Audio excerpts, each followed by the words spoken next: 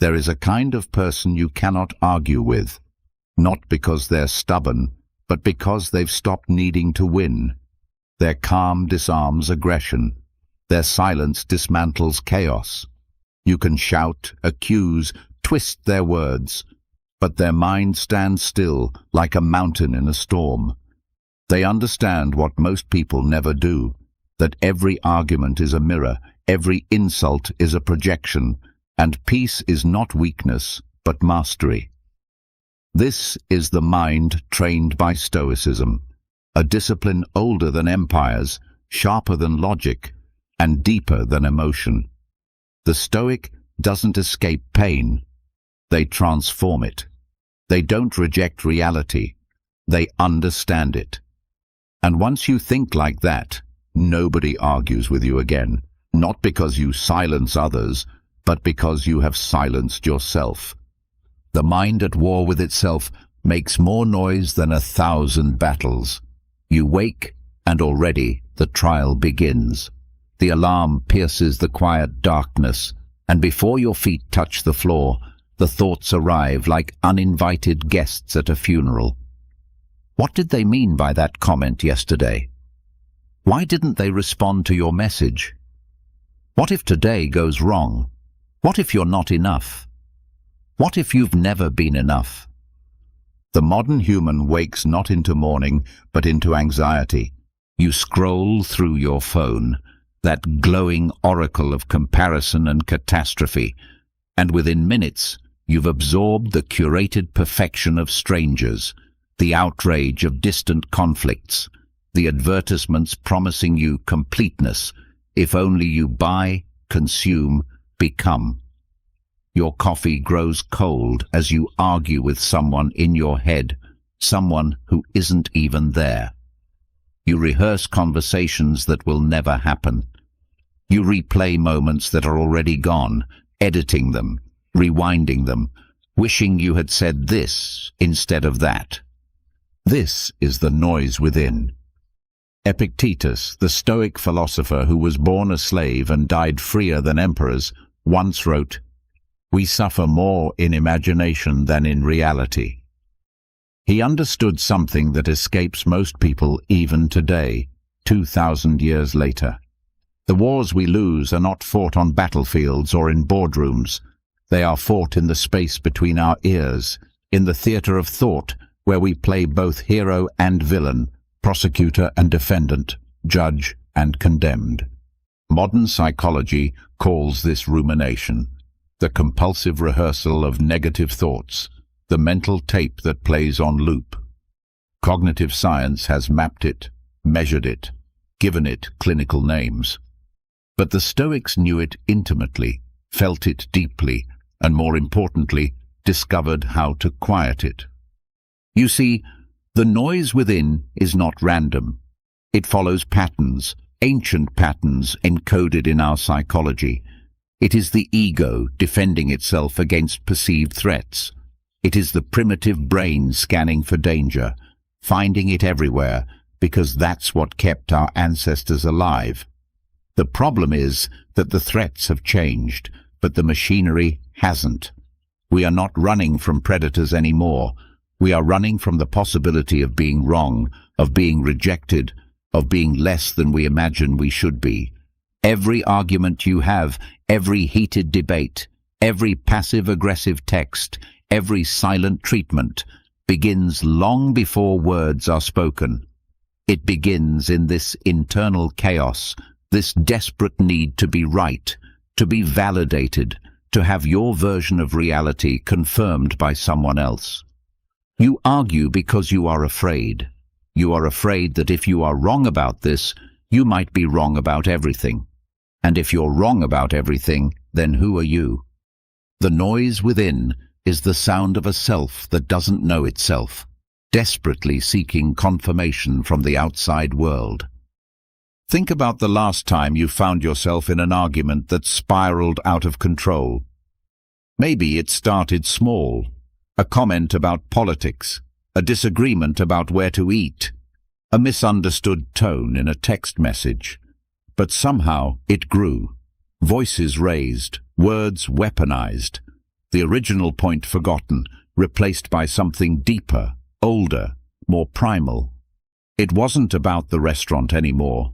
It was about respect, about being heard, about mattering. And in that moment, you were not thinking. You were reacting. Your heart rate increased, your muscles tensed, your prefrontal cortex, that sophisticated part of your brain responsible for reason, took a back seat, while your amygdala, that ancient alarm system, took the wheel. You became temporarily less than human. You became animal, threatened, defensive, dangerous. This is what happens when we live at the mercy of the noise within. The Stoics recognized this immediate visceral response as the first movement, the proton pathos, the initial impression that strikes us before reason can intervene. They understood that we cannot prevent these first movements. They are automatic, biological, hardwired. But they also understood something revolutionary. We can control the second movement.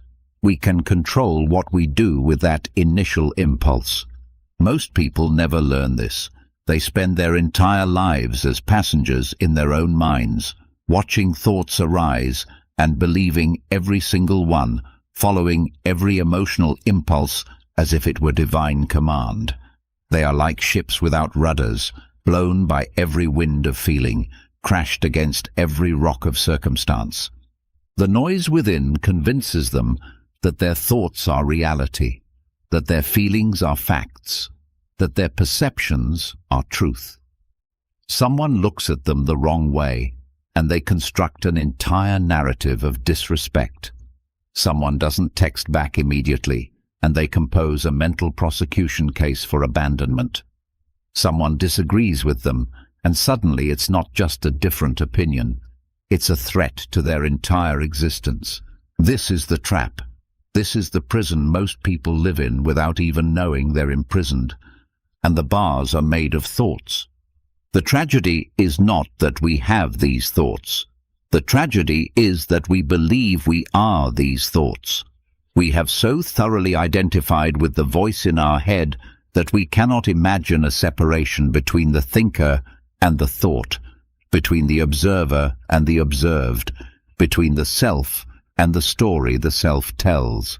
But there is a gap, a space, a silence, and in that silence lives the possibility of freedom.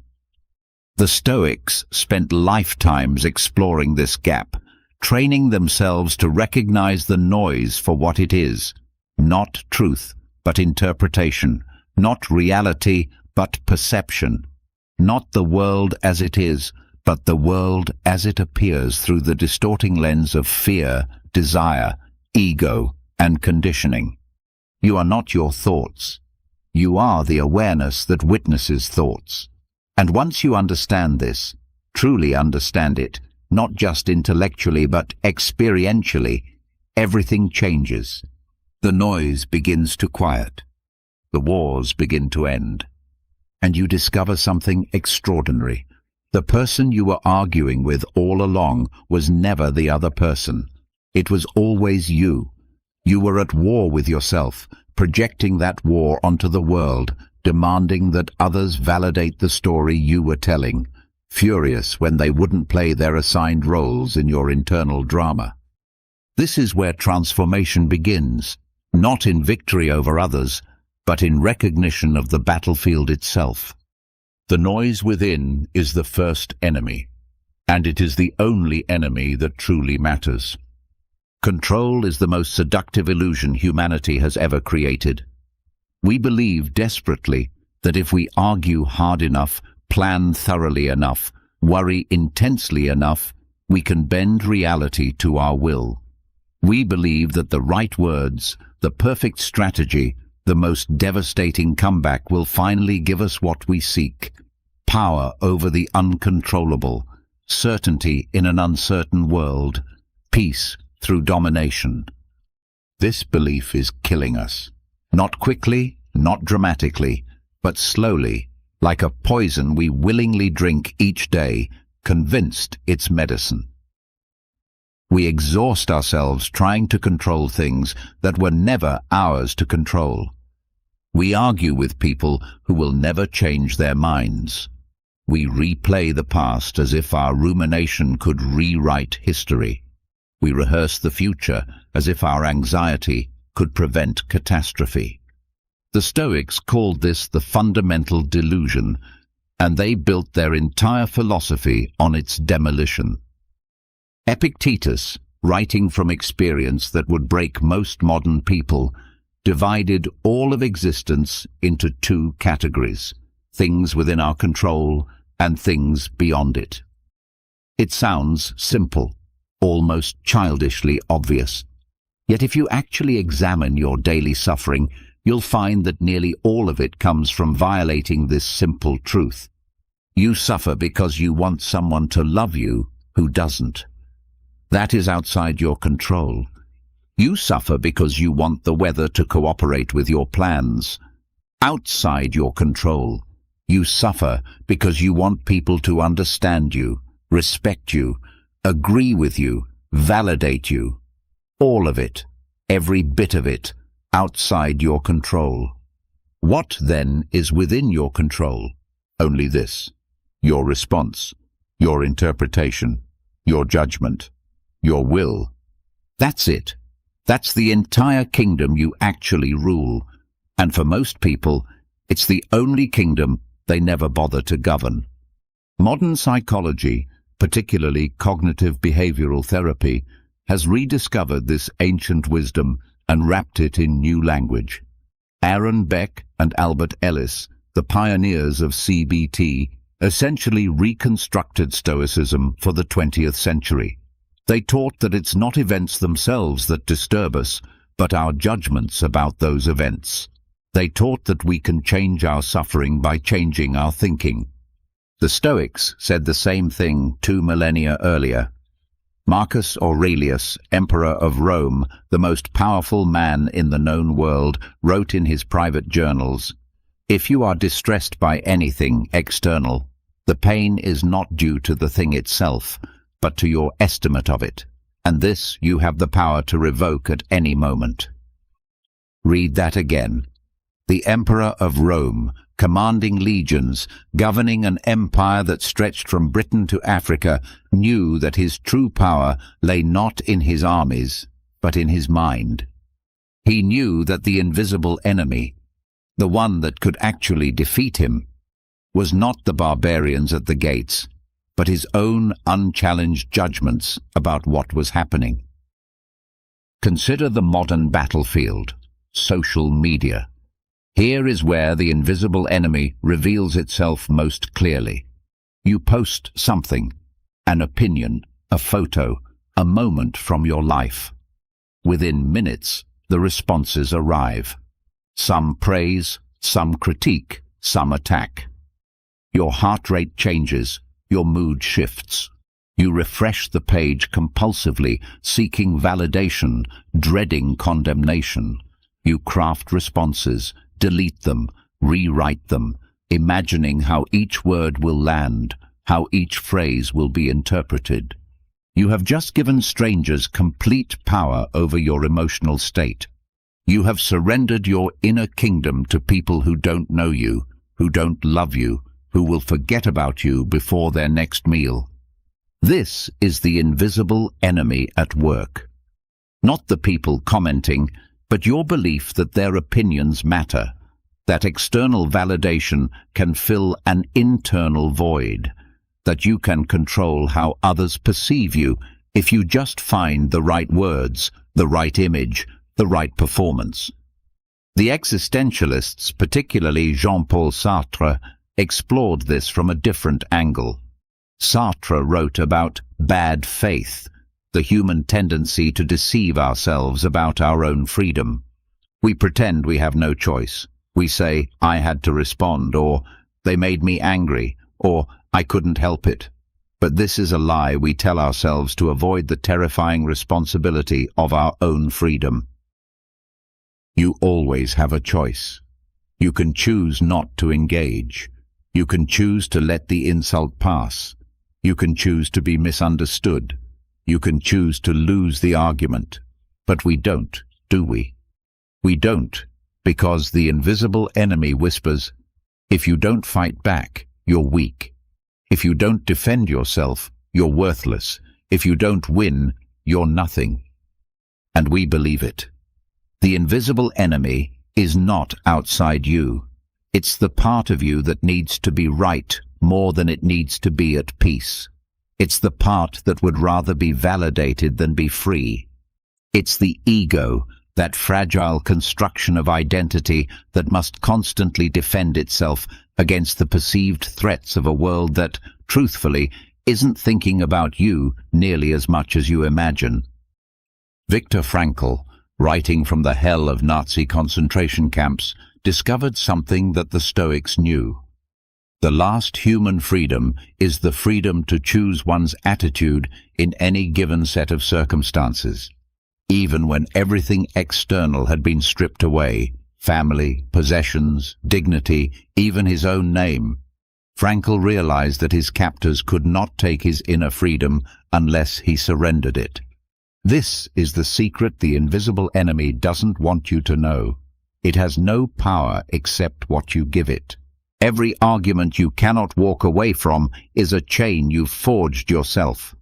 Every opinion that disturbs your peace is a weapon you've handed to the other person. Every need for validation is a door through which manipulation can enter. The Stoics trained themselves to identify these chains, these weapons, these doors. They practiced what they called premeditatio malorum, the premeditation of evils. Not to be pessimistic, but to be prepared. They imagined losing everything: wealth, status, loved ones, life itself. Not to torture themselves, but to realize that their peace could not depend on keeping these things. If your happiness requires that everyone agrees with you, you will never be happy. If your peace requires that circumstances always favor you, you will never have peace. If your worth depends on external validation, you will always be at war. This is the invisible enemy's greatest trick, convincing you that freedom lies in controlling the external world, when true freedom only comes from mastering the internal one. Most people spend their entire lives fighting battles they cannot win, trying to control variables that were never theirs to control, exhausting themselves in arguments with reality itself. They argue with the weather, with aging, with other people's opinions, with the past, with death. They argue with the fundamental nature of existence, demanding that it be different than it is, furious that the universe does not conform to their preferences. And they wonder why they're tired. The Stoics offer a different path. Not resignation, not passivity, not weakness, but focused power. They teach us to pour our energy not into changing what cannot be changed, but into mastering what can, our attention, our interpretation, our response, our will. This is the work. This is the practice. This is how we defeat the invisible enemy. Not by winning arguments, but by seeing through them. Not by controlling others, but by governing ourselves. Not by demanding the world change, but by transforming how we meet the world. The invisible enemy falls not when we fight harder, but when we finally understand what we were fighting for was never real to begin with. 24 centuries ago, in a painted colonnade in Athens called the Stoa Poikile, a merchant named Zeno began teaching a philosophy that would outlast empires. He had lost everything in a shipwreck: his cargo, his wealth, his carefully constructed life plans, and washed ashore in Athens with nothing. Most men would have been destroyed by such loss. Zeno studied philosophy instead, and from his study, from his contemplation of loss and impermanence, he developed a school of thought that would guide emperors, slaves, soldiers, and senators through the next 500 years. They called his followers the Stoics. after the painted porch where he taught. But the name is almost ironic now, weighed down by centuries of misunderstanding. In common language, Stoic means emotionless, cold, indifferent, someone who doesn't feel. This could not be further from the truth. The Stoics felt everything. They simply weren't controlled by what they felt. They understood something that modern neuroscience is only now confirming. Emotions are information, not instructions. Feelings are weather patterns in consciousness, not laws that must be obeyed. Zeno taught in that painted colonnade, but the philosophy he founded would travel through time like a signal across centuries. It would pass through Cleanthes, his devoted student, then to Chrysippus, the brilliant systematizer who wrote over 700 books, all lost now except in fragments and quotations, ghosts of wisdom haunting the margins of other texts. But Stoicism did not die with the Greeks. It traveled to Rome, where it met a world of power, corruption, excess, and violence. And there, in the heart of empire, it found its greatest practitioners. Seneca the Younger, born into wealth and educated in rhetoric, became advisor to emperors and one of the richest men in Rome. He also became a Stoic philosopher, writing letters and essays that dissected human nature with surgical precision. He understood hypocrisy intimately, including his own. He wrote about poverty while living in a palace. He counseled moderation while accumulating fortune. Yet his writings remain profound because he never claimed to have mastered the philosophy, only to be practicing it, failing at it, learning from it.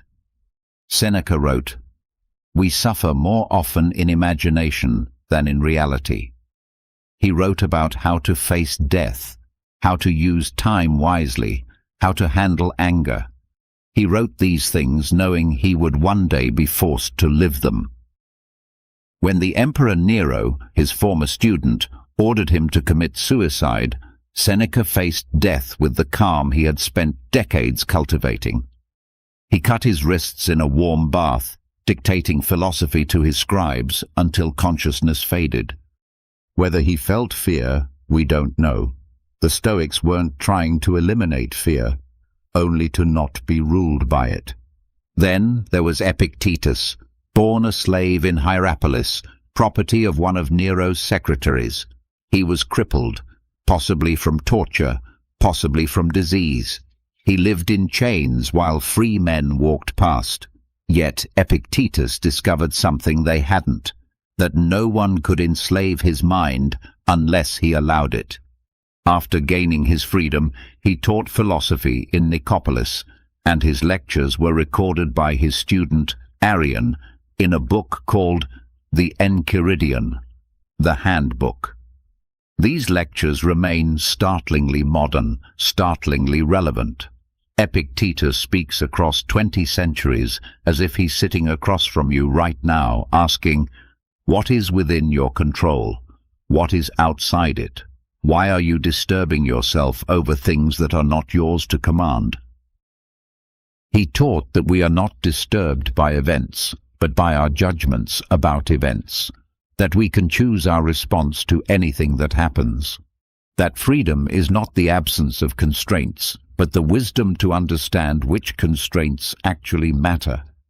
And then, at the apex of Roman power, Stoicism found its most unlikely champion, Marcus Aurelius, emperor and philosopher, commanding legions while contemplating mortality, wielding absolute power while remembering its impermanence. Marcus didn't choose to be emperor. He was adopted and trained for it, prepared from youth to shoulder the weight of an empire. And that weight was immense. Wars on multiple fronts, plagues devastating cities, betrayals from within. His own son Commodus would become one of Rome's worst emperors, unraveling much of what Marcus had built. Yet through all of this, through war, disease, political intrigue and personal loss, Marcus kept a private journal. He wrote in Greek, the language of philosophy, not Latin, the language of power. He wrote these entries for himself, never intending them to be published. They were reminders, recalibrations, returns to first principles. We know this journal now as the Meditations, and it is one of the most intimate documents in human history. Here is the Emperor of Rome, the most powerful man on earth, reminding himself each morning that he will meet difficult people today, liars, ingrates, the arrogant and selfish. But he reminds himself that these people act from ignorance of good and evil. They are doing what they think is right, even when they're wrong. And more importantly, he cannot be harmed by them unless he judges their actions as harmful. You have power over your mind, not outside events, he wrote. Realize this, and you will find strength. This is the ancient mirror the Stoics offer us. When we look into their texts, into their lives, we see not primitive thinking or outdated philosophy, but a reflection of our own struggles rendered with startling clarity. They faced the same human condition we face, the same fears, the same desires, the same tendency toward distraction and self-deception. They dealt with difficult people, unfair circumstances, illness, loss, and death. The technologies were different. The togas replaced by business suits, the forums replaced by Twitter, but the fundamental questions remained identical. How do we live well in a world we don't control? How do we maintain peace when everything around us is chaos? How do we respond to injustice, to betrayal, to loss? How do we face our own mortality with courage instead of denial? The Stoics didn't have answers in the sense of formulas or guarantees. What they had was a practice, a discipline, a way of training the mind to meet reality as it is rather than as we wish it to be. They understood that suffering is inevitable, but that much of our suffering is optional, added by our own resistance to what is. They understood that we cannot control what happens to us, but we can control our response. They understood that peace is not a circumstance, but a skill, cultivated through daily practice, strengthened through repeated application. This is why Stoicism has survived, not because it promises happiness or success or material wealth, but because it offers something more valuable, a way to be unshakable in a world designed to shake us. The ancient mirror reflects back our modern faces, the colonnade in Athens, the letters of Seneca, the lectures of Epictetus, the midnight thoughts of Marcus Aurelius. All of it speaks to now, to this moment, to the particular chaos of your particular life. Because human nature hasn't changed. We're still caught in the same loops, the same patterns, the same suffering. We still believe that external circumstances determine internal states. We still fight battles we cannot win. We still give our peace away to anyone who knows how to press our buttons. But the Stoics offer us the way out, not through escape, not through denial, but through understanding. They teach us to see clearly, to distinguish between what we control and what we don't, to accept what is while working to improve what can be improved, to respond rather than react, to be present rather than lost in fantasies of past and future. This is the wisdom that has survived slavery and empire, war and plague, the rise and fall of civilizations, because truth doesn't age. And what the Stoics discovered about the human mind, its traps, its possibilities, its path to freedom, remains as true now as it was when Zeno first began teaching in that painted colonnade, when Seneca dictated his last words, when Epictetus reminded his students that they were free, when Marcus sat alone in his tent on the frontier of empire, writing by candlelight about how to live. The ancient mirror reflects eternal truths. And when we look into it, we see ourselves. Inside every human being is a civil war, not the kind fought with weapons, but something more intimate and more constant. A war between what we feel and what we know, between impulse and intention, between the animal we evolved from and the being we aspire to become. You feel this war every day, though you might not name it as such. You know you shouldn't check your phone the moment you wake, but you do. You know that argument isn't worth having, but you engage anyway.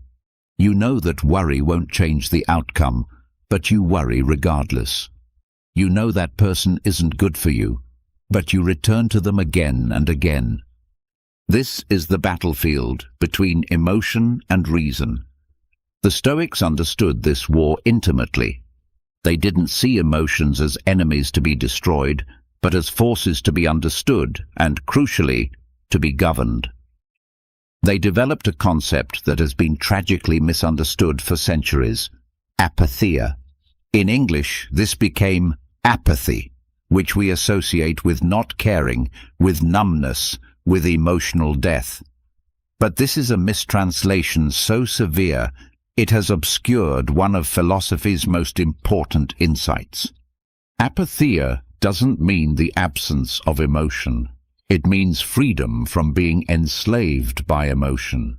It means experiencing feelings without being controlled by them. It means the ability to feel fear and still act with courage, to feel anger and still respond with wisdom, to feel grief and still find meaning. The Stoic doesn't become a stone. The Stoic becomes a mountain, moved by wind and weather, shaped by time, but fundamentally unshaken, fundamentally grounded, fundamentally itself. Modern neuroscience helps us understand why this civil war exists in the first place. We have, in essence, three brains layered on top of each other through evolution. The reptilian brain, oldest and deepest, handles survival, hunger, reproduction, threat response. This is the part that floods your body with adrenaline when you perceive danger, that makes your heart race, your muscles tense, your thinking narrow to a single point. Survive. The limbic system, the mammalian brain, processes emotions and memory. This is where love lives, where social bonds form, where trauma embeds itself. This part wants belonging, comfort, pleasure. It remembers pain and seeks to avoid repeating it.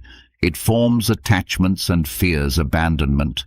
And then, the newest addition, the neocortex, the human brain, the part that reads philosophy, makes plans, contemplates mortality, imagines futures that don't exist yet. This is where reason lives, where abstract thought emerges, where we become capable of overriding our own instincts. The problem is that these three parts don't always agree. In fact, they often contradict each other violently.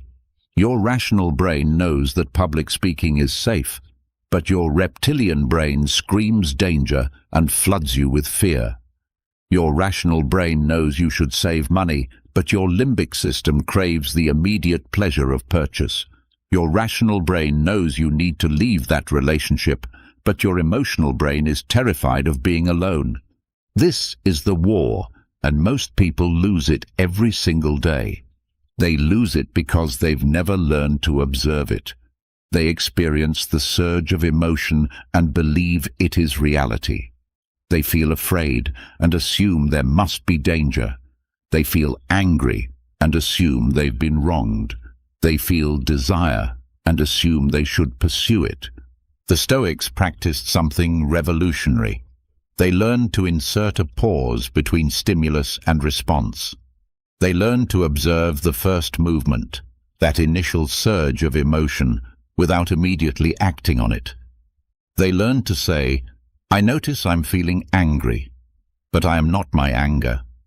I can feel this and still choose my response. This is not suppression.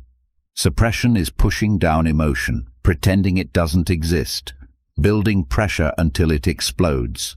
That's not mastery. That's a time bomb. What the Stoics practiced was acknowledgement and choice. Feel the emotion fully, recognize it, name it. Then ask, is this feeling a reliable guide to action right now? Or is it old programming, a survival instinct misfiring, a conditioned response that no longer serves me? Seneca wrote extensively about anger, and his insights read like they were written yesterday. He recognized that anger feels righteous. It feels like justice. It convinces us that our rage is proportional to the offense, that our retaliation is deserved, that the other person made us feel this way, so they deserve what's coming. But Seneca knew the truth. Anger is a temporary madness. It narrows our thinking, distorts our perception, and almost always makes things worse. The satisfaction of revenge is brief and hollow.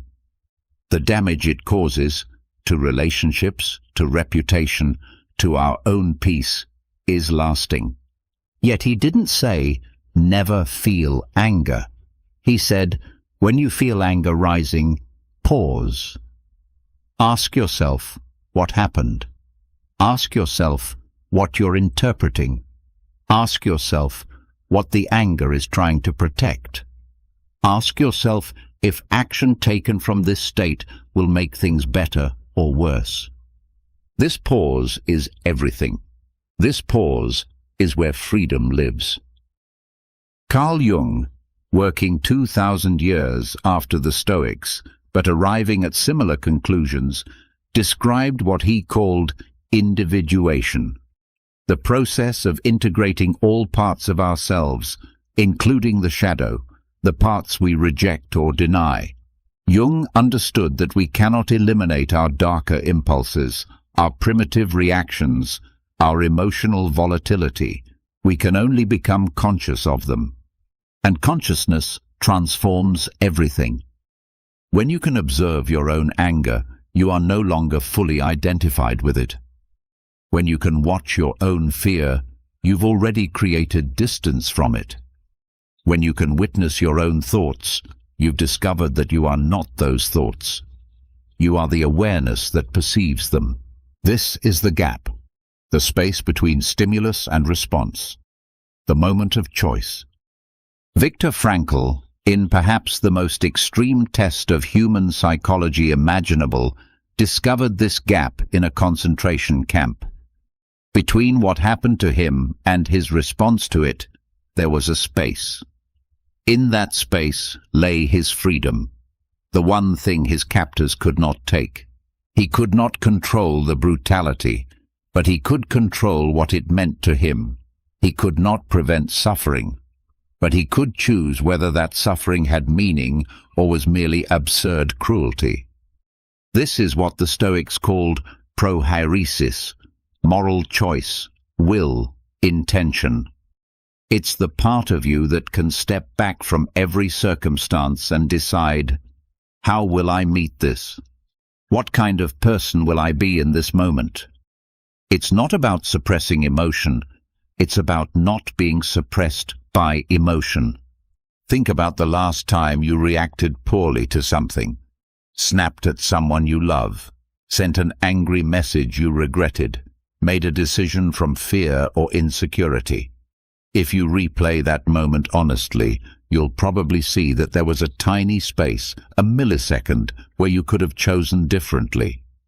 But the emotion was so strong, so immediate, so consuming, that it felt like you had no choice. This is the illusion. This is what the Stoics trained themselves to see through. You always have a choice, even when the choice is incredibly difficult, even when every fiber of your being is screaming to react, even when the emotion feels like it will kill you if you don't discharge it immediately. The Stoics practiced daily exercises to strengthen this capacity for choice. They would imagine challenging scenarios, someone insulting them, losing their wealth, facing exile or death. Not to be morbid, but to rehearse different responses, to train the mind to observe, to pause, to choose. They understood that this capacity is like a muscle. The more you use it, the stronger it becomes. The first time you try to pause in the grip of rage or fear, it might last half a second. But that's enough. That half second is the crack where light enters. That half second grows. Practice by practice, pause by pause, you reclaim territory in the civil war. You become less reactive and more responsive. You feel emotions as fully as ever, but you're no longer their hostage. You can feel grief and still function. You can feel fear and still act. You can feel desire and still wait. This is apatheia.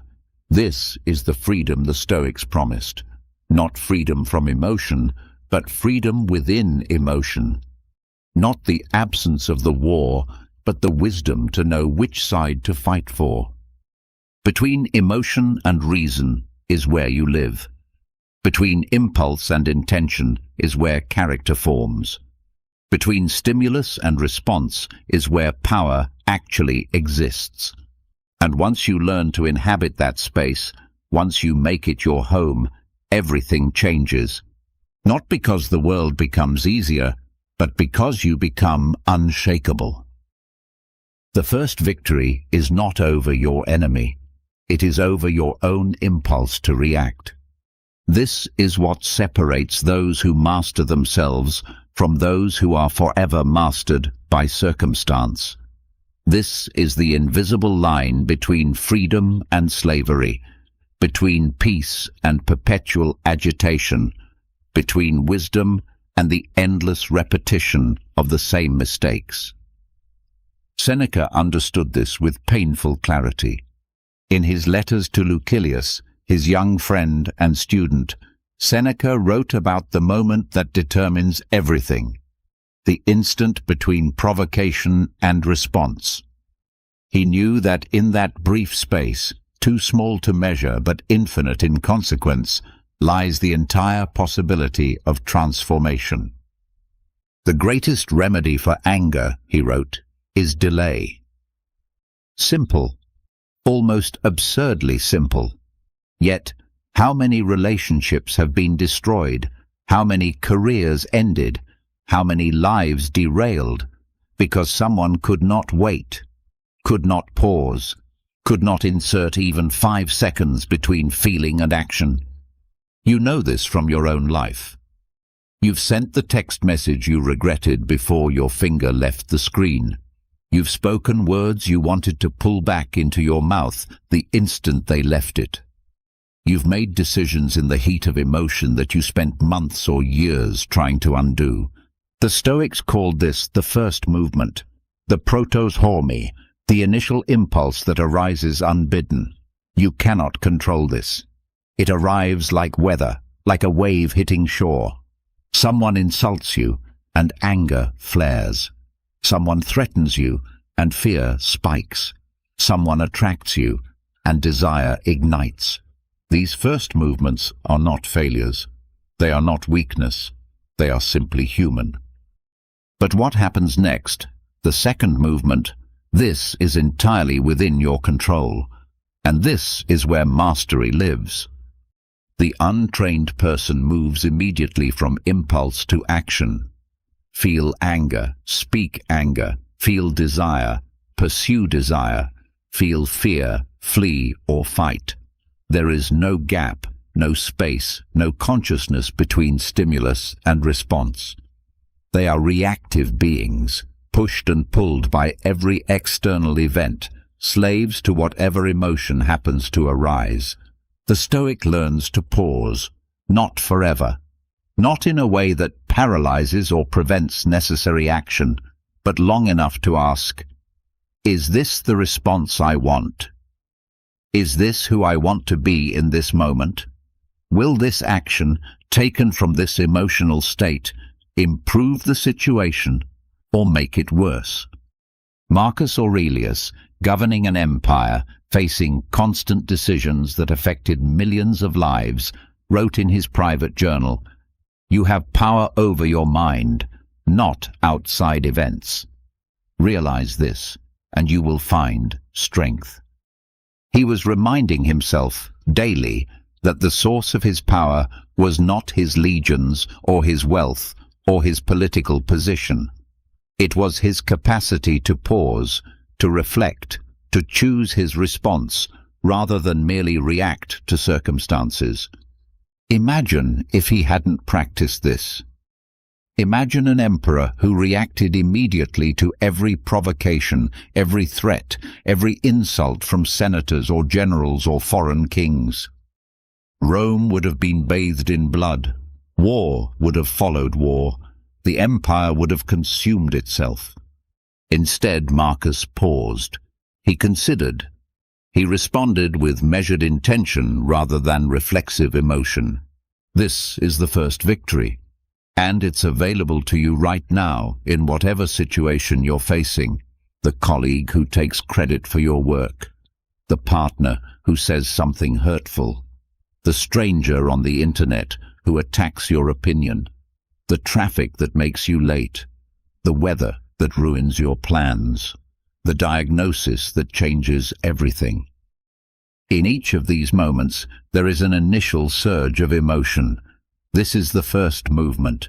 You cannot prevent it, but you can prevent yourself from being carried away by it. The practice is simple but not easy. When you feel strong emotion arising, name it. I'm feeling anger. I'm feeling fear. I'm feeling overwhelmed. This act of naming creates instant distance. You are no longer angry. You are experiencing anger. This seems like a subtle difference, but it's the difference between being the storm and watching the storm. Then ask, what is this emotion trying to protect? What does it want? Usually you'll find that the emotion has good intentions but outdated strategies. Your anger wants to protect your dignity, but destroying someone else won't actually restore it. Your fear wants to keep you safe, but avoiding everything uncomfortable will shrink your life to nothing. Your grief wants to honor what you've lost, but drowning in it won't bring it back. Understanding the emotion's purpose allows you to meet its need in a wiser way. Finally, ask, what response would I be proud of tomorrow? What action aligns with who I want to be, not just what I'm feeling right now? This is the crucial question, because the first victory is not about feeling nothing. It's about choosing your actions based on your values rather than your immediate emotional state. Epictetus taught his students a powerful exercise. When something upsetting happened, a broken cup, a harsh word, a disappointment, they were to immediately say to themselves, "This is nothing to me." Not because the event didn't matter, but because the event itself held no inherent power over their inner state. The broken cup is just a cup. The harsh word is just sound waves. The disappointment is just the gap between expectation and reality. What gives these events power is the story we tell about them, the meaning we assign, the judgment we render. Someone cuts you off in traffic. The first movement is a surge of anger, perhaps fear. This is automatic, biological, unavoidable, but what happens next is up to you. The untrained mind immediately constructs a narrative. That person is an asshole. They did that on purpose. They disrespected me. They could have caused an accident. People like that shouldn't be allowed to drive. And now you're not just dealing with a car changing lanes, you're dealing with a full story about disrespect, injustice, danger, and the moral failings of humanity. Your blood pressure rises, your jaw clenches. You might honk, gesture, accelerate aggressively. You'll probably still be angry about it hours later, telling the story to anyone who will listen. But what actually happened? A car changed lanes. That's it. Everything else, all the suffering, all the rage, you added. The Stoic, feeling that same initial surge of anger, pauses, observes the emotion, names it, then asks, "Do I know why that person changed lanes? Could there be an emergency? Could they be lost, distracted by terrible news, rushing to the hospital? Or are they simply a poor driver, acting from ignorance rather than malice?" And then, the most important question, will my anger change anything? Will it improve my day? Will it make me safer? Or will it only poison the next hour of my life, affecting my mood when I arrive at work, coloring my interactions with people who had nothing to do with this? In that pause, in that questioning, the anger loses its grip. It's still there, but it's no longer in control, and you can choose, respond with compassion, or at least with indifference rather than rage. This is the first victory, not the elimination of emotion, but the refusal to be ruled by it. Seneca wrote about a friend who had been insulted at a dinner party. The friend was furious, spending hours dissecting the insult, planning revenge, rehearsing confrontations. Seneca asked him a simple question.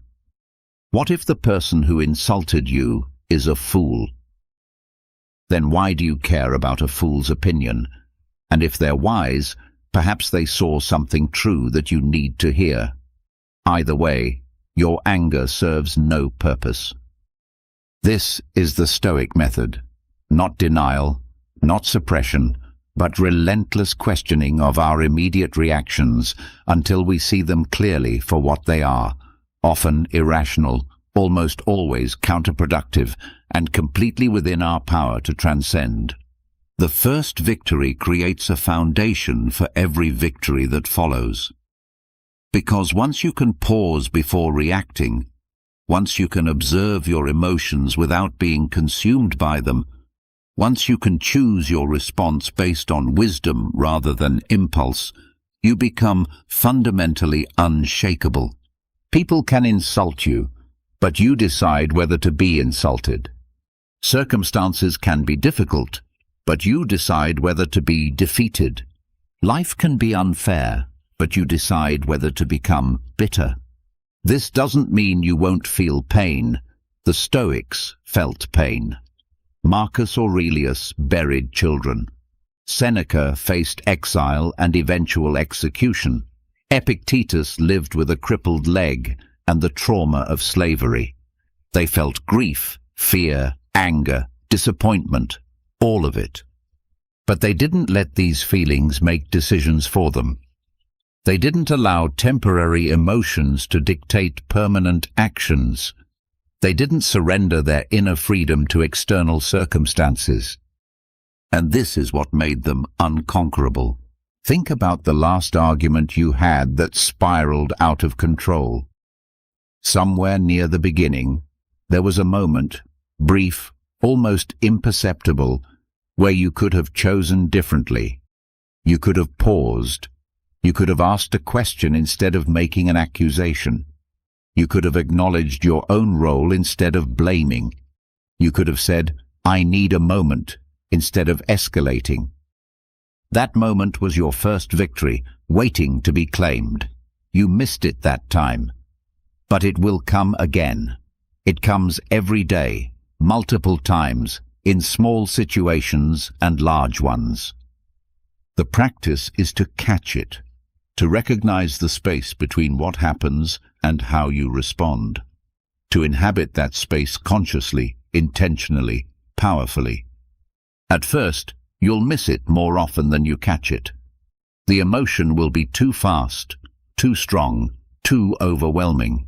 You'll react, and only later realize you had a choice. This is normal. This is part of the training. But gradually, the pause becomes easier. The space becomes wider. You start to catch yourself mid-reaction and course correct. Then you start to catch yourself before reacting, and eventually the pause becomes automatic, not in the sense that you become slow or hesitant, but in the sense that wisdom becomes your default response rather than emotion. This is what the Stoics meant by living in accordance with nature, not the nature of impulse and instinct, but the higher nature of reason and virtue. The nature of a being who can observe themselves, question their own reactions, and choose to be better than their first impulse. Seneca's letters are filled with this theme because he struggled with it himself. He was wealthy, ambitious, involved in politics, all things that generated constant emotional turbulence. He knew what it was like to feel rage, envy, fear, desire. He wasn't writing from a position of having transcended these emotions. He was writing from the trenches, reminding himself daily of what he knew intellectually, but had to relearn emotionally, over and over. We are more often frightened than hurt, he wrote, and we suffer more in imagination than in reality. The first victory is recognizing this, seeing that most of our suffering is self-inflicted, added by our own judgments and reactions, rather than inherent in the events themselves. And once you see it, you can't unsee it. You start to notice how much of your day is spent in reaction, how much energy you pour into resenting things you cannot change, how much peace you sacrifice to defend ego positions that don't actually matter, how much of your life you've given away to anger, anxiety, and endless mental arguments with people who aren't even present. And you realize this is optional, all of it. The reaction, the resentment, the suffering, not the pain. Pain is inevitable, but the suffering we add to pain through our resistance and our stories and our refusal to accept what is. This realization is itself a victory, and from this victory, everything else becomes possible. You become someone people cannot argue with, not because you won't engage, but because you engage from a place of calm rather than reactivity. You listen instead of waiting to speak. You seek to understand instead of to win. You can be disagreed with without being disturbed. You can be insulted without retaliating. You can be wrong without your identity shattering. This is the person the Stoics were training to create. Not a stone statue, not an emotionless robot, not someone who doesn't care, but someone who cares deeply while remaining unshaken. Someone who feels fully while thinking clearly. Someone who can face anything because they've learned to face themselves first. The first victory is over the impulse to react. Every victory after that is just practice. And the practice never ends because the opportunities never stop coming. Every difficult person, every frustrating situation, every moment of fear or anger or disappointment is another chance to pause, to observe, to choose. This is not a burden. This is freedom. This is the path the Stoics walked, the path that led slaves to wisdom and emperors to humility, the path that has guided countless people through war, exile, loss, and death, with their dignity intact and their peace unbroken. The path begins with a pause. The path begins now. The path begins with you, in this moment, recognizing that between what happens to you and your response to it lies a space, and in that space lies all the difference. Claim it, master it, and you will have won the first victory, the one that makes all others possible. Reality is not what happens to you. Reality is what you make of what happens to you. This is perhaps the most radical idea the Stoics ever offered, and it remains radical today.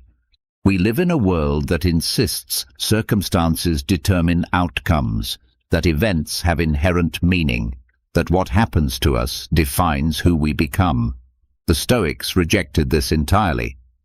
Epictetus said it plainly. It's not things that disturb us, but our judgments about them. Read that again. Let it sink in. He's saying that the event itself, the betrayal, the loss, the failure, the diagnosis, is neutral. It's just what is. What disturbs you, what ruins your peace, what destroys your equilibrium is not the thing itself, but what you think about the thing. This seems impossible at first. Surely some things are objectively bad. Surely losing a loved one, being betrayed by someone you trusted, facing serious illness, surely these things are inherently disturbing. The Stoics would say, feel the grief, the anger, the fear. These are natural human responses. But then look deeper. What specifically is disturbing you? Is it the event, or is it your interpretation of what the event means about you, about the world, about your future? Modern psychology has rediscovered this ancient wisdom and given it new names. Cognitive reframing, cognitive restructuring. The fundamental premise of cognitive behavioral therapy is essentially Stoic philosophy in clinical dress. Change your thoughts, change your experience. Aaron Beck, working with depressed patients in the 1960s, noticed something remarkable. His patients weren't depressed because of their circumstances, at least not directly. They were depressed because of how they interpreted their circumstances. They filtered everything through distorted thinking patterns, all-or-nothing thinking, catastrophizing, personalization, mental filtering. Someone would make a single mistake and conclude, I'm a complete failure. One person would reject them and they'd think, nobody will ever love me. One setback would mean everything is ruined. Beck taught them to question these automatic thoughts, to examine the evidence, to consider alternative interpretations, to test whether their thoughts reflected reality or merely their habitual patterns of perception. This is Stoicism. This is what Marcus Aurelius did every morning when he wrote in his journal, challenging his own perceptions, reminding himself that things are rarely as bad as they first appear. Consider betrayal. Someone you trusted has deceived you, used you, revealed themselves to be different than you believed. The initial pain is real, unavoidable, human, but what happens next is entirely up to you. One perception: I've been destroyed. I can never trust anyone again. This proves that people are fundamentally selfish and cruel. I'm a fool for having trusted. My life is ruined. Another perception: I've received valuable information. This person has shown me who they are, and now I know. I'm disappointed, but I'm not destroyed. I can choose whether to continue this relationship or not, but either way, my core self remains intact. This experience will make me wiser, not bitter. Same event. Radically different experiences of that event, and the difference lies entirely in perception. The Stoics trained themselves to actively reframe situations, to deliberately choose interpretations that served their well-being and their virtue, rather than their ego and their fear. Marcus Aurelius wrote, "Choose not to be harmed, and you won't feel harmed. Don't feel harmed, and you haven't been." This sounds like denial until you understand what he means. He's not saying pretend the event didn't happen. He's saying you get to decide what it means. You can frame being fired as a catastrophe that proves your worthlessness, or as liberation from a situation that wasn't serving you and an opportunity to find something better. You can frame illness as cruel injustice, or as a teacher about what truly matters. You can frame aging as decay and loss, or as the privilege of accumulated wisdom and the natural rhythm of existence. Neither interpretation is objectively true. Both are stories, but one story will destroy you and the other will sustain you. This is perception as a weapon, not against others, but against suffering itself. Mindfulness practice, which has become popular in recent decades, is essentially training in Stoic perception. When you practice mindfulness, you learn to observe your thoughts without believing them automatically. You learn to notice, "I'm having the thought that I'm worthless," rather than simply concluding, "I'm worthless." This creates space, distance, the ability to see thoughts as mental events rather than facts about reality. The Stoics did this 2,000 years before brain scans and clinical trials confirmed it works. They did it through philosophical reflection, through daily practice, through constant vigilance over their own perceptions.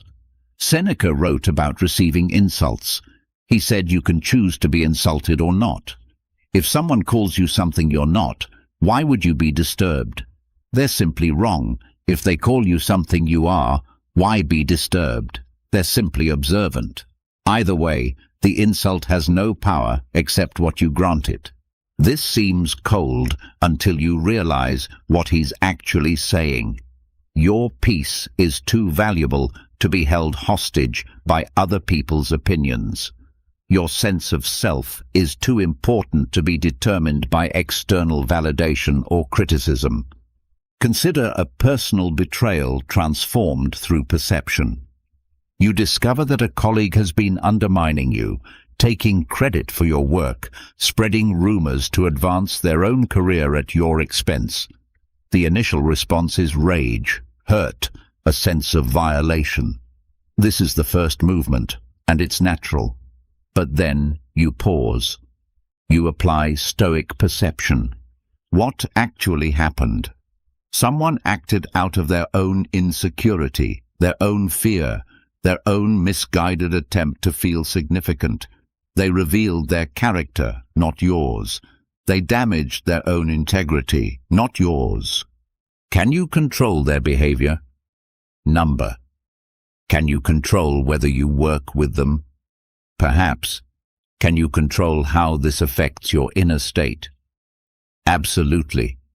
You can choose to see this as evidence that the world is cruel and people are untrustworthy. Or you can see it as information about one specific person, making you wiser about whom to trust while leaving your fundamental faith in humanity intact. You can choose to spend months obsessing about revenge, poisoning yourself with resentment.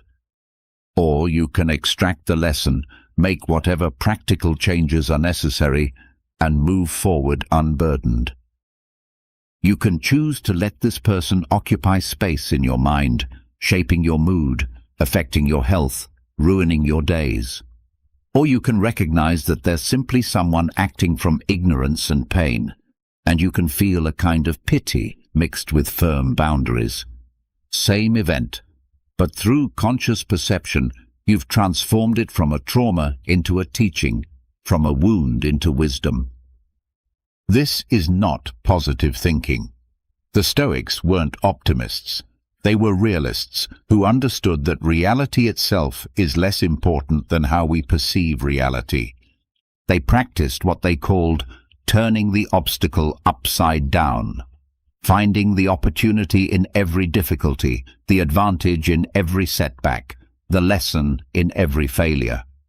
Marcus Aurelius, facing an empire beset by plague and war, wrote, "The impediment to action advances action.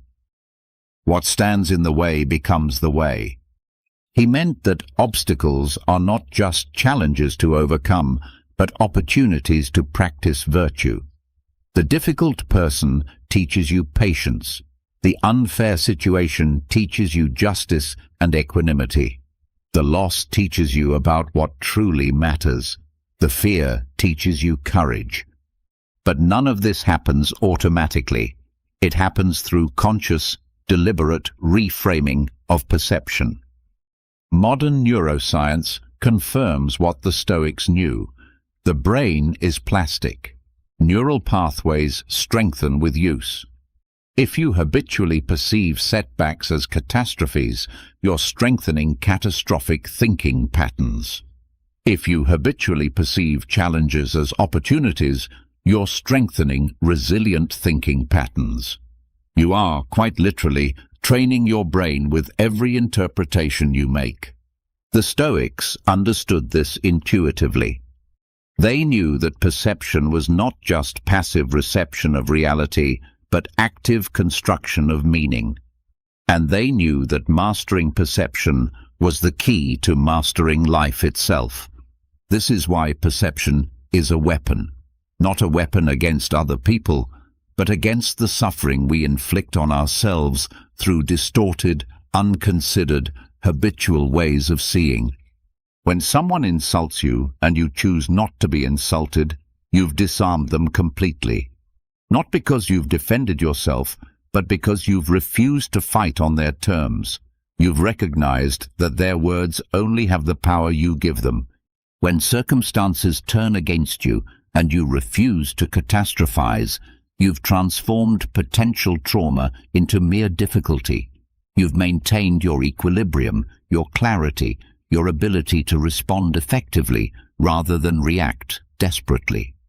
When loss comes, and loss always comes, and you choose to see it as the natural rhythm of existence rather than cosmic injustice, you've found a way to grieve without being destroyed, to feel pain without becoming pain. This is Stoic perception. This is the forge where clarity is created. Every day, every moment, you're choosing how to perceive what's happening. Most people make these choices unconsciously, automatically, based on conditioning and habit and fear. The Stoic makes them consciously, deliberately, based on wisdom and virtue and the determination to remain unshaken. Epictetus taught his students to immediately reframe every difficulty. This is an opportunity to practice patience. This is a chance to demonstrate courage. This is how I learn what I'm capable of. Not denial. Not pretending things are other than they are, but choosing an interpretation that serves growth rather than one that serves suffering. The untrained mind sees a problem and feels defeated. The Stoic mind sees a problem and feels interested. What will this teach me? How will this strengthen me? Who will I become through facing this? Same reality, completely different experience of that reality. And here's what's remarkable. Over time, this practice changes not just how you experience events, but how events actually unfold. Because perception shapes behavior, and behavior shapes outcomes.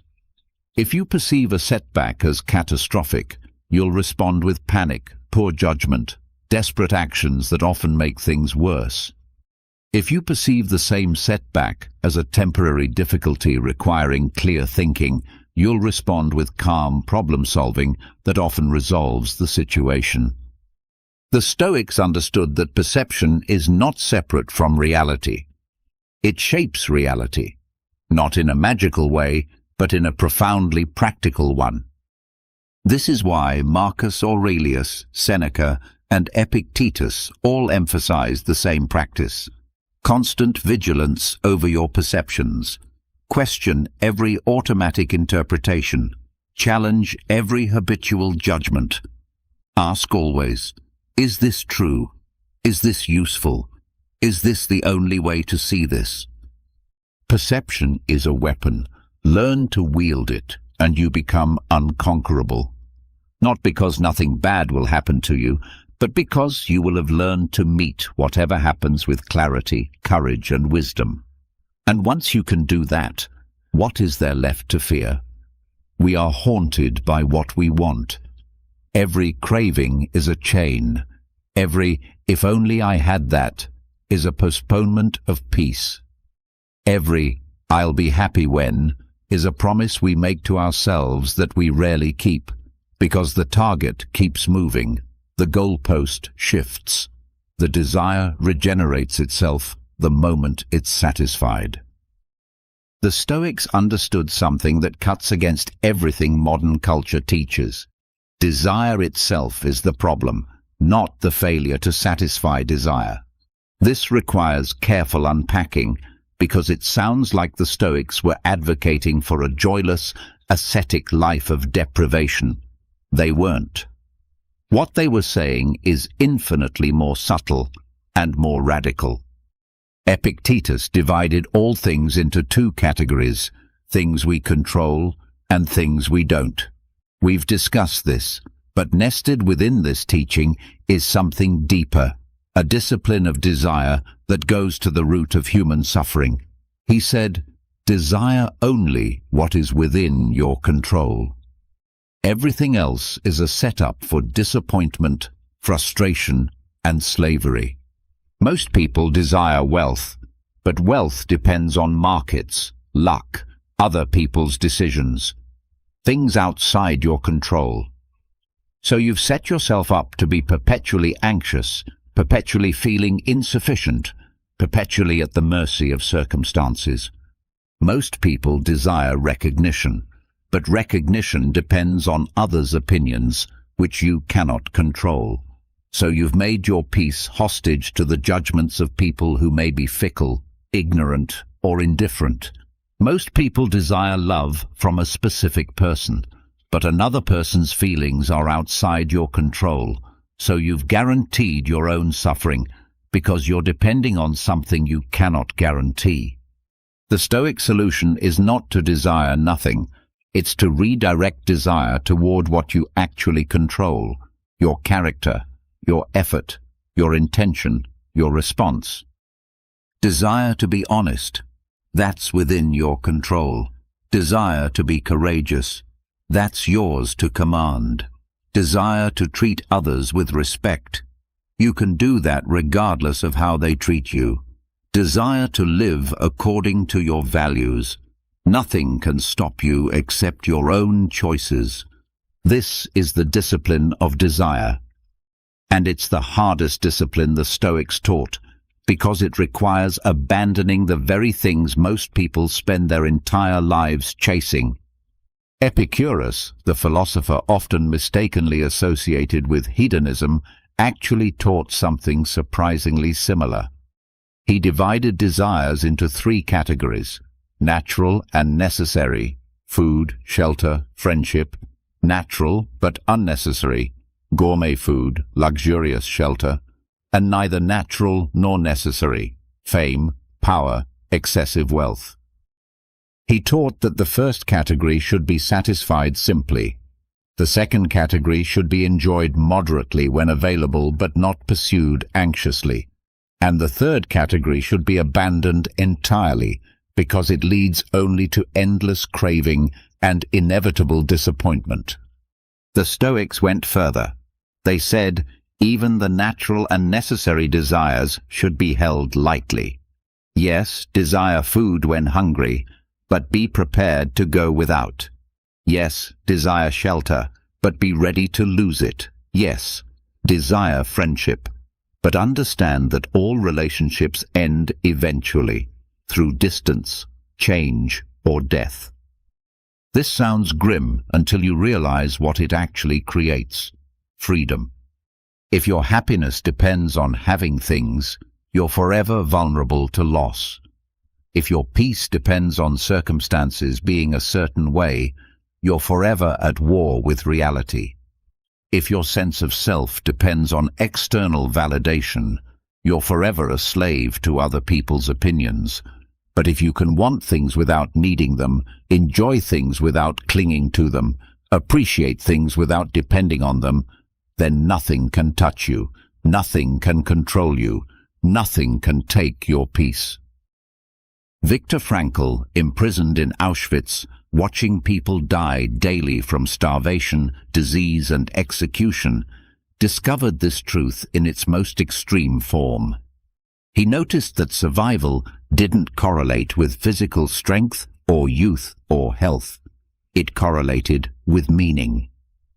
Those who had something to live for, a person to see again, a work to complete, a purpose to fulfill, they were more likely to survive. Not because meaning prevented death, but because meaning prevented the kind of psychological collapse that hastened death.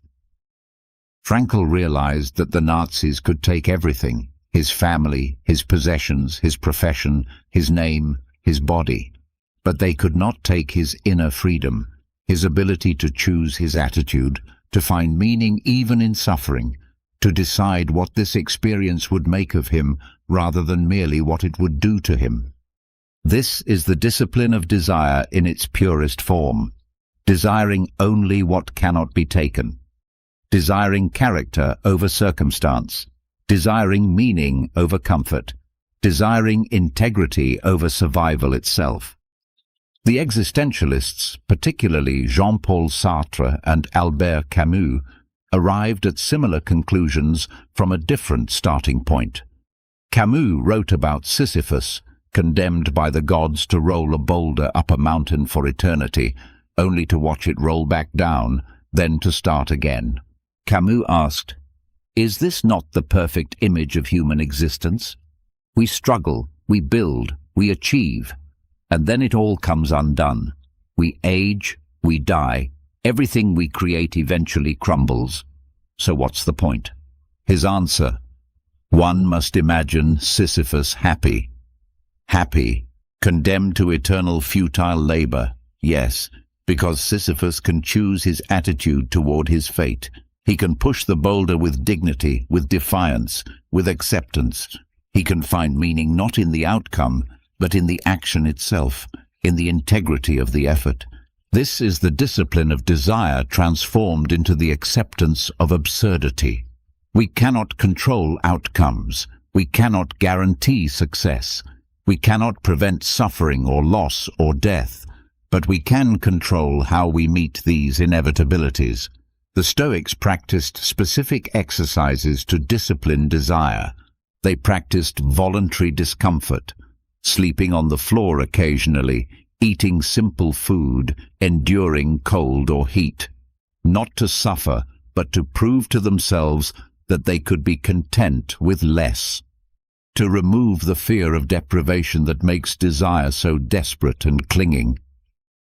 Marcus Aurelius, the richest man in the world, reminded himself daily that all his possessions were borrowed, temporary, ultimately meaningless.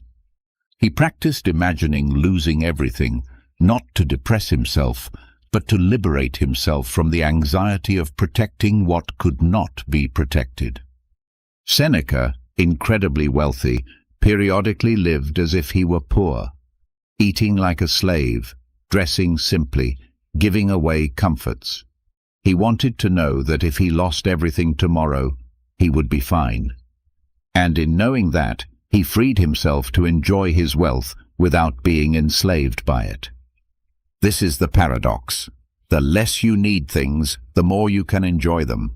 The less you cling to people, the more genuinely you can love them. The less you depend on circumstances being a certain way, the more peace you find in any circumstance. Modern consumer culture teaches the opposite. It teaches that happiness comes from acquiring, from upgrading, from having more and better and newer. It teaches that you're insufficient as you are, that fulfillment is always one purchase away, that the solution to desire is satisfaction. But satisfaction never comes. Or it comes for a moment and then evaporates, leaving the same emptiness it promised to fill, now demanding to be filled again. This is what the Buddha called dukkha, suffering, but more accurately translated as unsatisfactoriness. The quality of always wanting more, of never quite arriving, of happiness always deferred to the next achievement, the next acquisition, the next experience. The Stoics saw this clearly. They saw that desire is inherently painful because it's rooted in lack. To desire something is to believe you're incomplete without it, and that belief itself is suffering. The discipline of desire doesn't mean becoming desireless. It means transforming the quality of desire from craving to preference, from need to appreciation, from desperation to equanimity. You can prefer comfort while being content in discomfort. You can appreciate success while accepting failure.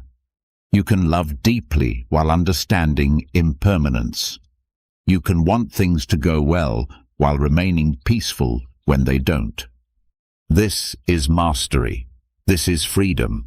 This is what the Stoics meant when they talked about living in accordance with nature, accepting the way things actually are rather than demanding they be different. The discipline of desire is perhaps the most countercultural teaching in Stoicism. Everything in modern life pulls you in the opposite direction. Advertising, social media, cultural narratives of success. All of it teaches you to want more, to never be satisfied, to always be striving for the next thing. And all of it guarantees unhappiness, because the mechanism is designed to be unsatisfiable. As soon as one desire is met, another arises. The new car becomes ordinary within months. The promotion you worked years for becomes your new baseline within weeks.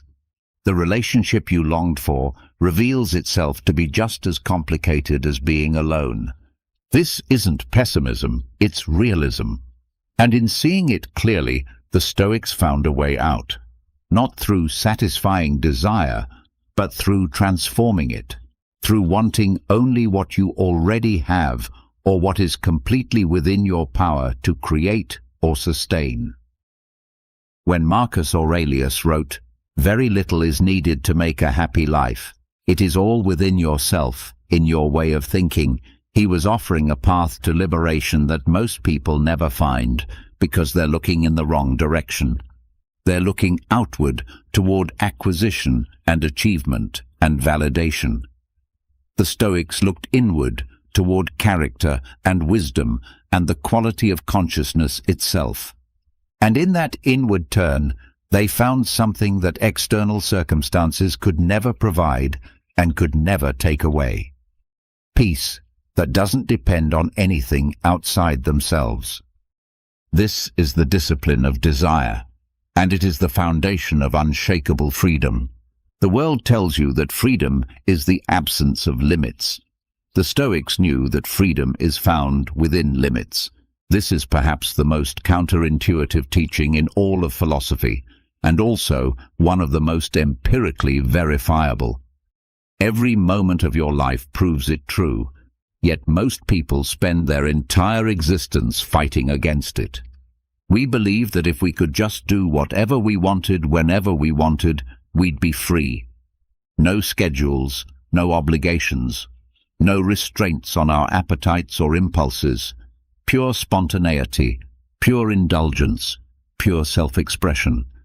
This is not freedom. This is slavery to every passing desire, every momentary impulse, every conditioned craving that arises in consciousness. The person who eats whatever they want, whenever they want, becomes slave to their appetite and eventually to their deteriorating health. The person who speaks every thought that enters their mind becomes slave to their impulses and alienates everyone around them. The person who pursues every attraction becomes slave to desire and incapable of sustained intimacy. True freedom, the kind the Stoics practiced and the kind that actually produces peace, is the freedom that comes from self-command, from choosing your responses rather than being driven by reactions, from directing your life according to principles rather than being blown about by circumstances and feelings.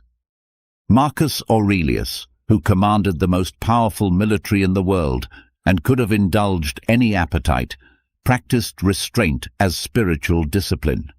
He could have lived in decadence.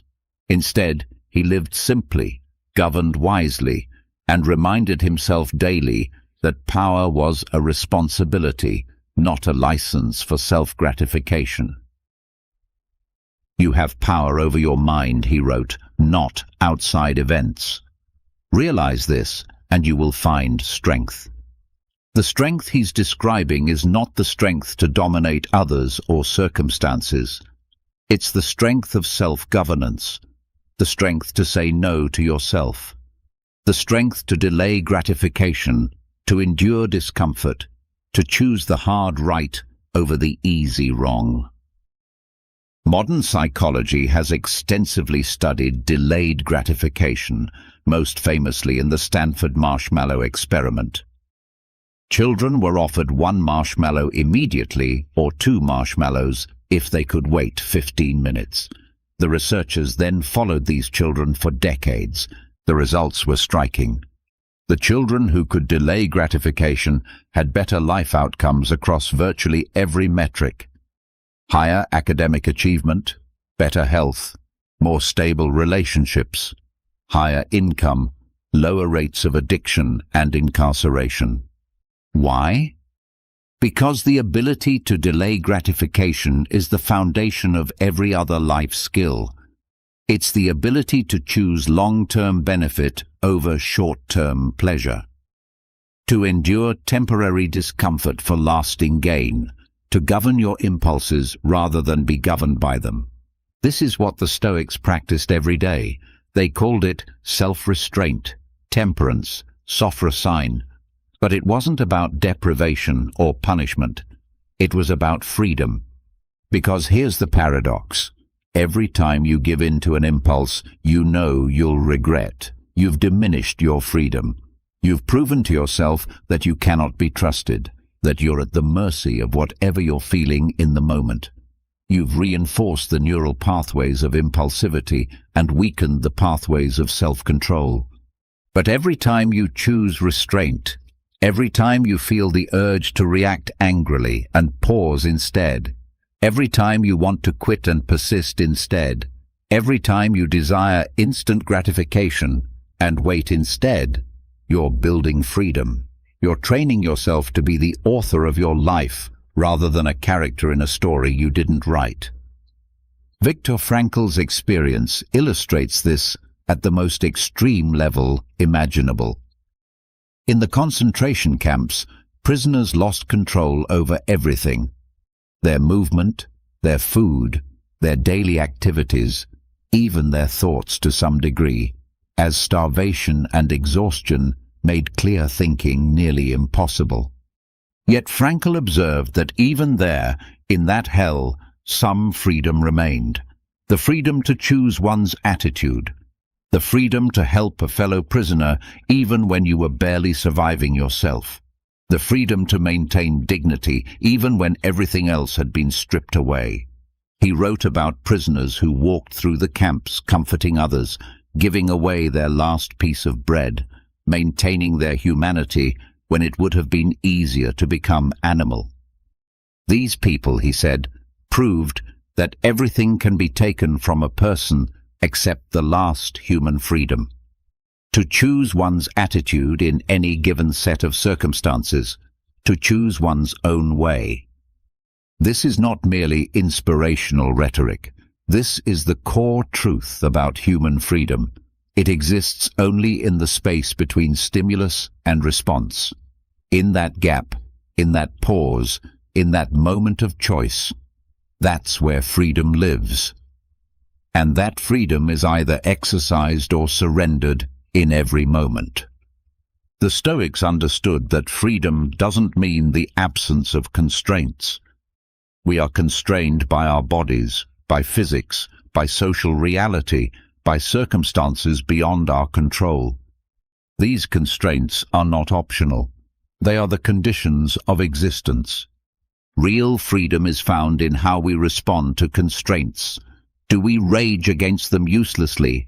Do we use them as excuses for not becoming who we could be? Or do we recognize them as the boundaries within which our agency operates, the frame within which we paint our lives? Epictetus, who experienced physical slavery and knew constraint intimately, taught that the only thing that could actually enslave him was his own unchecked desires and aversions. If he desired what he didn't have, he was enslaved to that desire. If he avoided what he couldn't avoid, he was enslaved to that aversion. But if he wanted only what was within his power to want, virtue, good character, right action, then he was free. If he accepted what he couldn't change, he was free. No external circumstance could touch that freedom. This is the freedom the Stoics meant. Not freedom from difficulty, but freedom within difficulty. Not freedom from limitation, but freedom through understanding what's actually within your control. And what's within your control is smaller than you think, but more powerful than you imagine. You control your attention, where you place it, what you focus on, how long you dwell on any given thought or feeling. You control your interpretation, what you make of what happens, what meaning you assign, what story you tell yourself about events.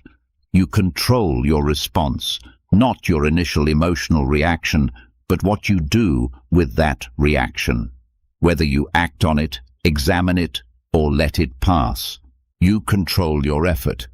Whether you try, how hard you try, whether you persist through difficulty, you control your intention. Why you do what you do, what values guide your choices, what kind of person you're becoming through your actions. That's it. That's your kingdom. And it's enough. Because once you fully govern that small kingdom, once you have true mastery over your attention, interpretation, response, effort, and intention, you become unconquerable. People can insult you, but they cannot make you feel insulted. Circumstances can be difficult, but they cannot make you despair. Loss can come, but it cannot destroy your fundamental integrity. Even death can approach, but it cannot take your freedom to face it with dignity. This is what restraint creates, not a smaller life, but a freer one. Not fewer possibilities, but clearer choices. Not less power, but power properly directed. Modern emotional regulation research confirms what the Stoics knew. The ability to modulate your emotional responses, to feel them fully without being controlled by them, is perhaps the most important predictor of well-being, relationship quality, professional success, and overall life satisfaction. This ability is not innate. It's trained. And it's trained through restraint, through choosing again and again not to act on every feeling, through sitting with discomfort instead of immediately reaching for distraction or comfort, through feeling the urge and not obeying it automatically. Each act of restraint is a repetition in the gym of self-mastery. You're building strength, you're creating freedom, you're proving to yourself that you are not at the mercy of impulse, that you can direct your life, that you are capable of being the person you want to be, even when it's difficult. The Stoics practiced this daily. They practiced hunger to know they could endure it. They practiced discomfort to prove they weren't dependent on comfort. They practiced saying no to themselves so they could be trusted to say yes to their principles. This wasn't masochism. It was training. The same way an athlete trains their body to perform under stress, the Stoics trained their minds to remain steady under any circumstance. And here's what they discovered. The more you practice restraint, the less restraint feels like restraint. It becomes natural, automatic, simply who you are. The first time you resist an impulse, it's hard. The 50th time, it's easier. The 500th time, you barely notice. You've retrained yourself. You've rewritten the script of your automatic responses. This is the forge where character is created. Not in grand gestures or extraordinary moments, but in small daily choices. The choice to wake when the alarm sounds. The choice to do the work you committed to doing. The choice to keep your word even when it's inconvenient. The choice to speak truthfully even when lying would be easier. Each small act of restraint is a brick in the fortress of your character. Each small act of self-governance is a declaration of independence from impulse, from circumstance, from the tyranny of feeling. This is the paradox. Freedom increases in proportion to restraint. The more you can govern yourself, the less you need to be governed by anything else. The more you can direct your own behavior, the less you're at the mercy of external circumstances. This is why Marcus Aurelius, at the height of power, practiced philosophy. This is why Seneca, surrounded by wealth, practiced simplicity. This is why Epictetus, having gained physical freedom, continued to practice mental discipline. They understood that external freedom is incomplete without internal freedom. And internal freedom comes only through restraint, through the daily practice of self-governance, of choosing the difficult right over the easy wrong, of building the kind of character that cannot be shaken because it has been forged in the fire of deliberate discipline. This is freedom in restraint. This is the paradox at the heart of Stoicism. This is the path to becoming truly unconquerable. Not because nothing can touch you, but because you have learned to govern yourself so completely that nothing can control you. And that is the only freedom that actually matters. Peace is not found, it is built, brick by brick, habit by habit, choice by choice. It is architecture, not accident. Engineering, not luck. The deliberate construction of an internal fortress that can weather any storm, withstand any siege, remain standing when everything else has fallen. The Stoics understood this completely. They didn't wait for peace to descend upon them like grace. They created the conditions for peace through systematic practice, through daily disciplines that trained the mind the way an athlete trains the body. Marcus Aurelius kept a journal.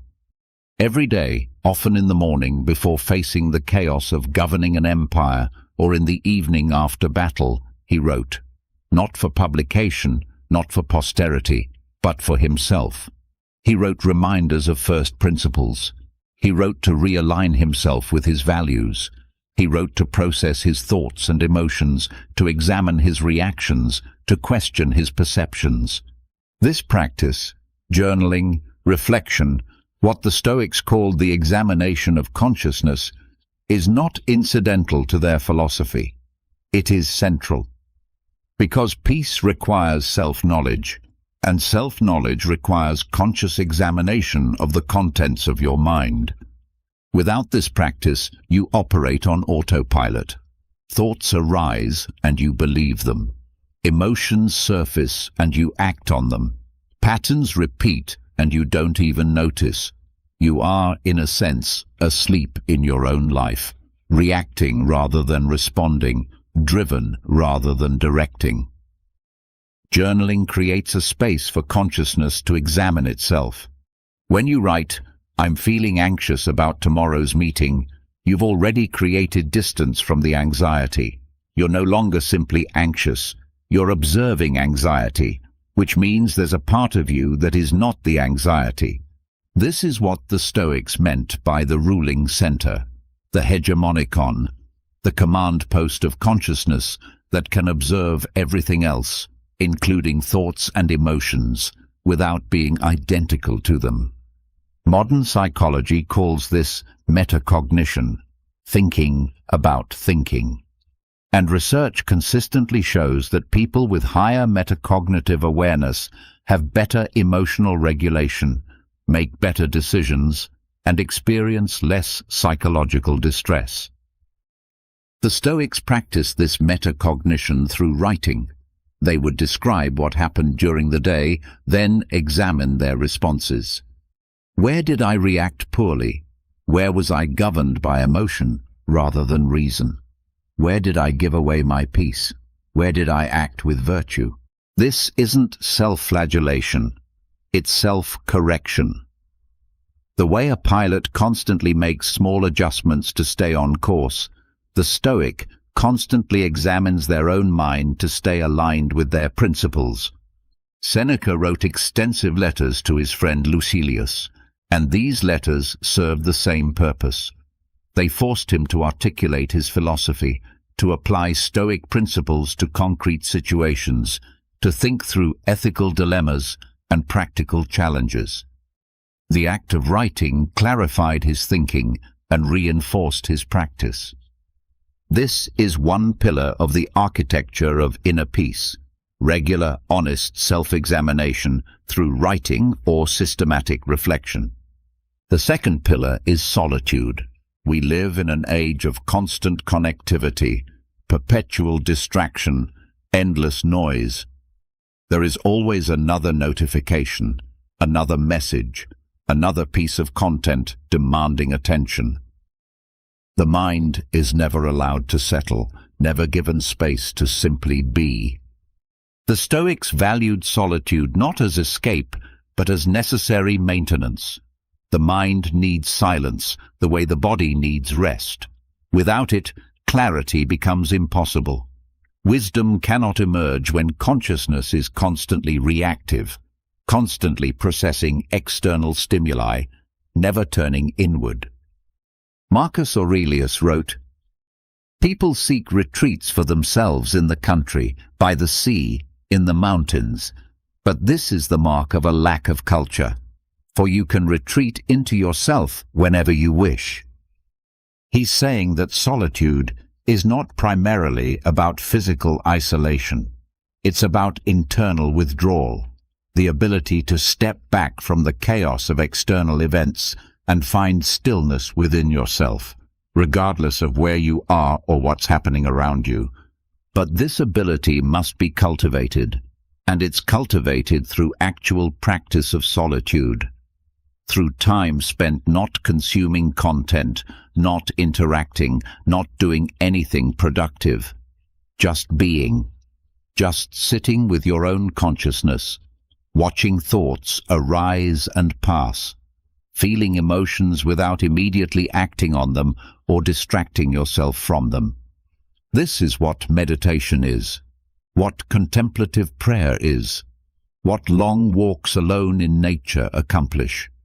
They create space for the mind to settle, for deeper truths to emerge, for the constant reactivity to quiet down enough that you can hear yourself think.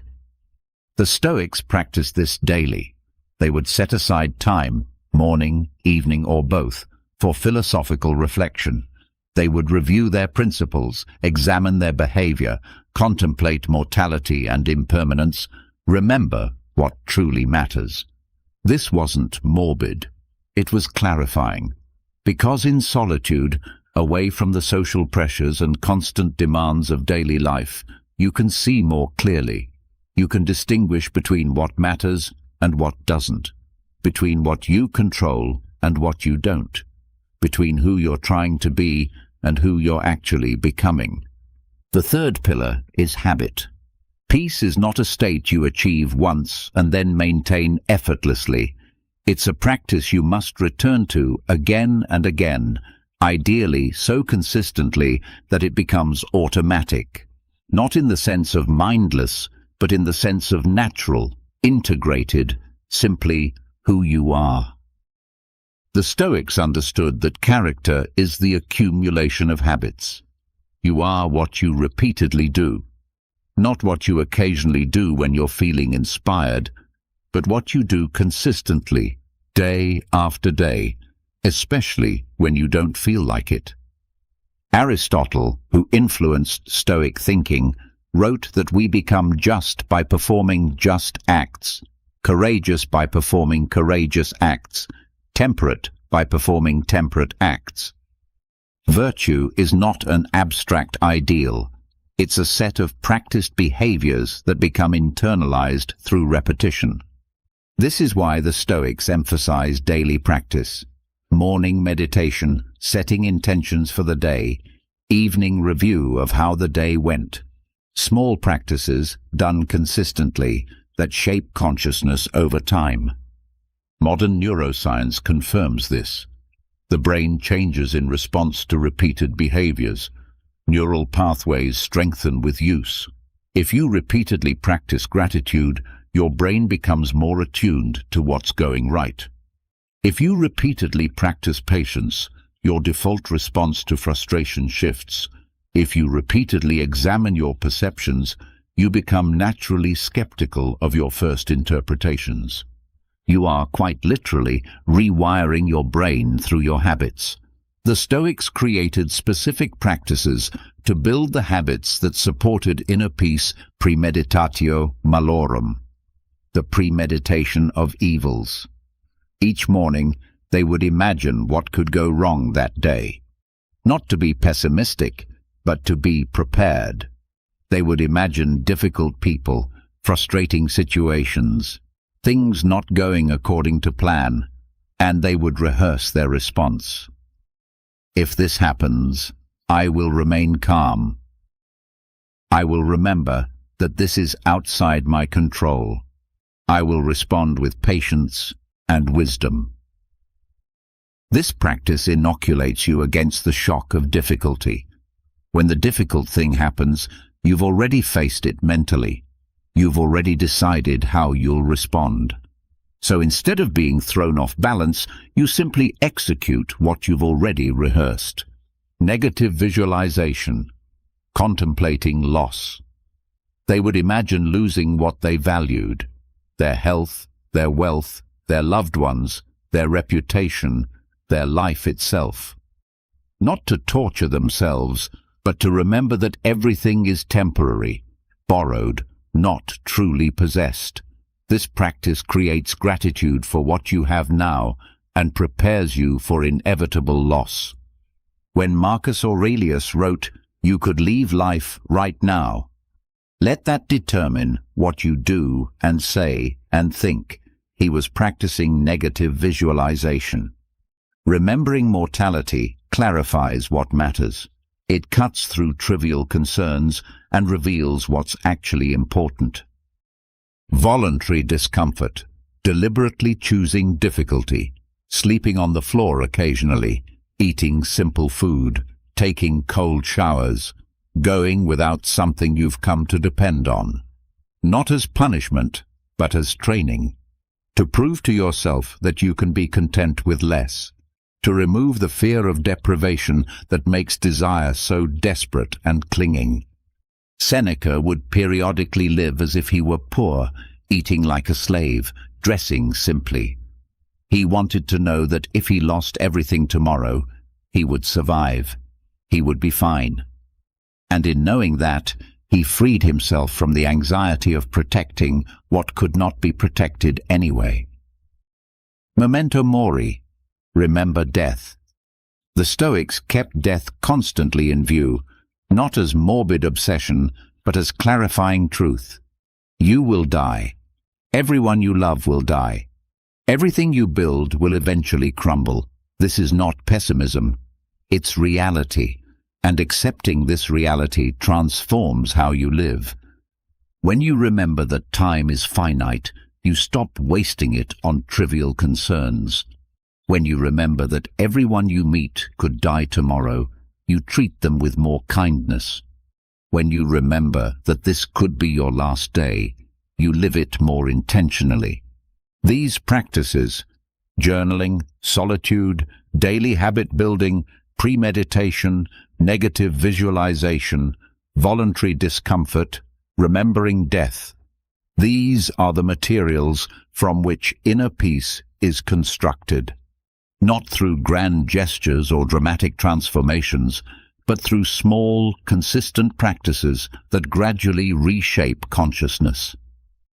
Think of it like building a cathedral. No single stone matters much, but thousands of stones carefully placed, one on top of another, over years and decades, create something magnificent, something that stands for centuries, something that can't be knocked down by any storm. This is what the Stoics were doing with their daily practices, building a cathedral of consciousness, creating an internal architecture strong enough to weather anything. Modern mental health understanding increasingly recognizes what the Stoics knew. Sustained well-being comes from practice, not from circumstances. Cognitive behavioral therapy is essentially structured, Stoic practice, examining thoughts, questioning interpretations, deliberately choosing different responses. Mindfulness meditation is Stoic attention training. Gratitude practices are Stoic appreciation exercises. The therapeutic community has rediscovered what the Stoics taught. You can systematically train your mind toward peace, resilience, and clarity, not by waiting for the right circumstances, but by building the right habits. This is empowering because it means your peace doesn't depend on the world cooperating with your preferences. It doesn't depend on other people behaving the way you want. It doesn't depend on circumstances being easy or fair or pleasant. It depends only on your commitment to practice, on your willingness to show up every day and do the work of examining your mind, questioning your perceptions, choosing your responses, aligning your actions with your values. Some days the practice will feel profound. You'll have insights that shift your entire perspective. Other days it will feel mechanical, like you're just going through the motions. This is normal. The practice works whether you feel inspired or not. What matters is consistency. What matters is the accumulation of small efforts over time. What matters is that you show up, even when, especially when, you don't feel like it. Because those are the days when the practice matters most. When you're tired, stressed, overwhelmed, and you still pause to examine your thoughts, still choose your response consciously, still align your actions with your principles. That's when you're building real strength. That's when you're forging unshakable character. The architecture of inner peace is not built once. It's maintained daily. Some days you're adding new elements. Other days you're just maintaining what's already there. And sometimes storms come and damage part of the structure, and you have to rebuild. This is not failure. This is the nature of the practice. The Stoics knew they would never be perfect. Marcus Aurelius, after decades of philosophical practice, still wrote reminders to himself, still caught himself reacting poorly, still had to recenter himself. The goal is not perfection. The goal is practice. The goal is returning again and again to the work of examining consciousness, questioning perception, choosing virtue, building character. And over time, something remarkable happens.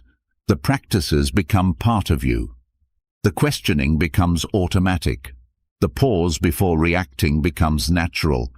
The peace becomes more stable, more resilient, less dependent on external conditions. You haven't eliminated difficulty from your life, but you've built a fortress within yourself that difficulty cannot breach. You've created an internal architecture strong enough to weather any storm. This is what the Stoics meant by the citadel of the soul. A place nothing external can touch. A refuge that exists not in any physical location, but in the disciplined, practiced, examined consciousness itself. You build it with daily practice. You maintain it with constant vigilance. You strengthen it with every conscious choice. And once built, it cannot be taken from you.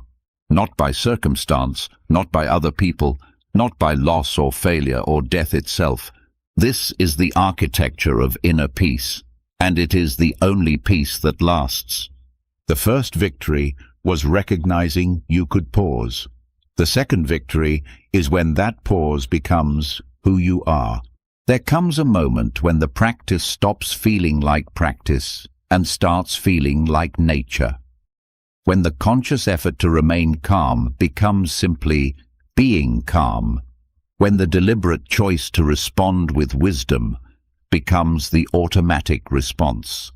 When the architecture you've been building becomes the ground you stand on without thinking about it. This is integration, This is mastery. This is the second victory. It doesn't announce itself. There's no ceremony, no clear before and after. You simply realize, perhaps in the middle of a situation that would have destroyed your peace months or years ago, that you're fine. Not because you're pretending, not because you're suppressing emotion, but because you genuinely are undisturbed. Someone insults you, and you feel a flicker of the old reactivity, but it passes like a cloud, leaving no trace.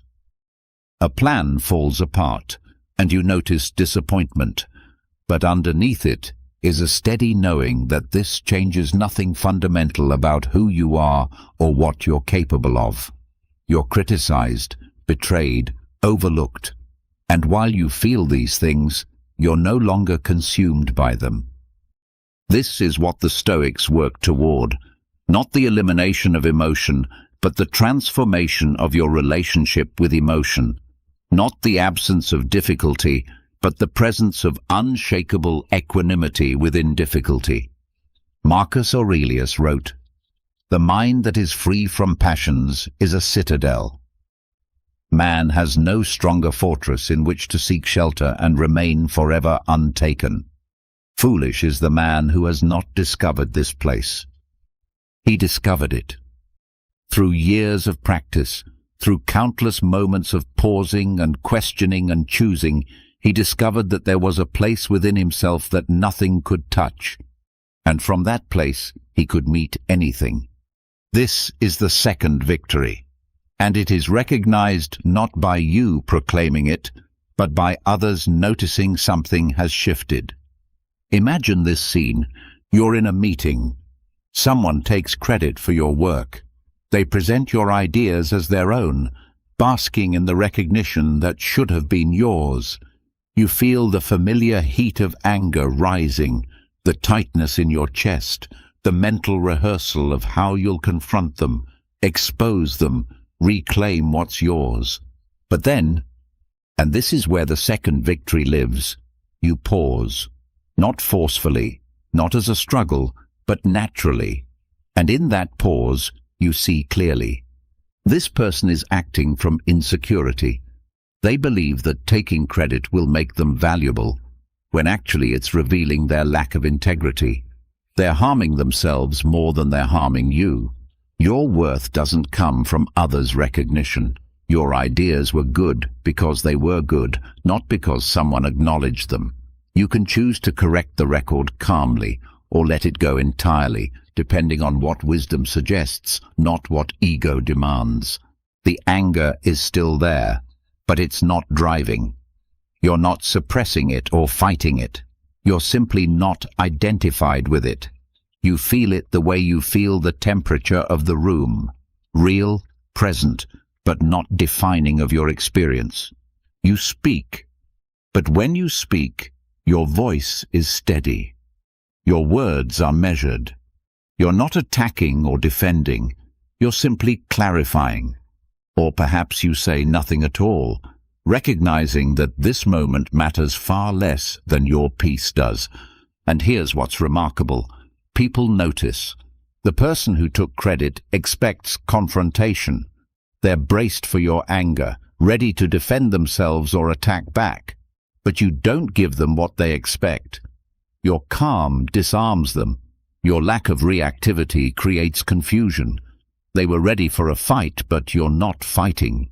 You're simply present, clear, unmoved. This is the power of the second victory. You've become someone who cannot be argued with because you're no longer arguing with yourself. Your internal civil war has ended, and without that war, there's nothing for external conflict to hook into. Others may still try to provoke you. They may raise their voices, make accusations, twist your words, but they're fighting air. You're not resisting them, which means there's nothing to push against. You're not defending yourself desperately, which means their attacks find no purchase. You can acknowledge their perspective without adopting it. You can hear their anger without becoming angry. You can recognize their pain without taking responsibility for it. You can stand firm in your boundaries without aggression. You can be completely present to what's happening without being swept away by it. This is what people mean when they say, "Nobody argues with someone who thinks like this." It's not that you refuse to engage. It's that you engage from a place so grounded, so clear, so unshakable that argument becomes impossible. There's no reactivity to fuel the fire. There's no ego desperately defending itself. There's just presence, clarity, and an almost tangible peace. Epictetus told his students, "If you wish to be free, desire nothing and no one which depends upon others, else you must necessarily be a slave." The second victory is realizing you've internalized this teaching. You still want things, good relationships, meaningful work, health, comfort. But you don't need them in the way you once did. Your fundamental okayness doesn't depend on having them. You can pursue them without clinging. You can lose them without being destroyed. This creates a kind of invulnerability. Not because nothing can hurt you, but because nothing can touch what's essential in you. The citadel Marcus Aurelius wrote about is fully built. The fortress stands, and from within it, you can face anything. Viktor Frankl emerged from the concentration camps with this quality. People who met him after described a man who radiated peace despite having endured hell. He could speak about the camps without bitterness, could analyze the psychology of suffering without being consumed by his own, could find meaning in the meaningless. This wasn't denial. He acknowledged the horror fully. But he had discovered something the horror couldn't take: his freedom to choose his response, his ability to find meaning, his fundamental human dignity. And having discovered it in the worst conditions imaginable, he knew it was unassailable. This is the second victory at its most profound, when you've tested your philosophy in fire and found it solid, when you've faced the worst and discovered that the worst cannot actually destroy what matters most. For most people, the test won't be as extreme as Frankl's, but the principle remains. The second victory is when the practice has transformed from something you do into something you are. You no longer think, "I should pause before reacting." You simply pause. You no longer remind yourself, "This is outside my control." You simply recognize it and release it. You no longer force yourself to choose the wise response. Wisdom has become your natural inclination. This doesn't mean you're perfect. The Stoics never claimed perfection. Marcus Aurelius, decades into his practice, still wrote daily reminders to himself, still caught himself reacting poorly, still had to recenter. But the center itself was solid, and returning to it was natural, not forced. Like a ship with a true keel that rights itself automatically after being tipped by waves. The second victory is subtle. Others may notice it before you do. They'll comment that you seem different, calmer, more present, less reactive. They may not be able to articulate exactly what's changed, but they feel it. The quality of your presence has shifted. You're no longer radiating the subtle anxiety of someone who needs the world to be a certain way. You're no longer emanating the tension of someone constantly defending their ego. You're not performing peace or faking calm. You've become it. And paradoxically, this is when you become most effective in the world, not because you're trying harder, but because you're no longer fighting yourself.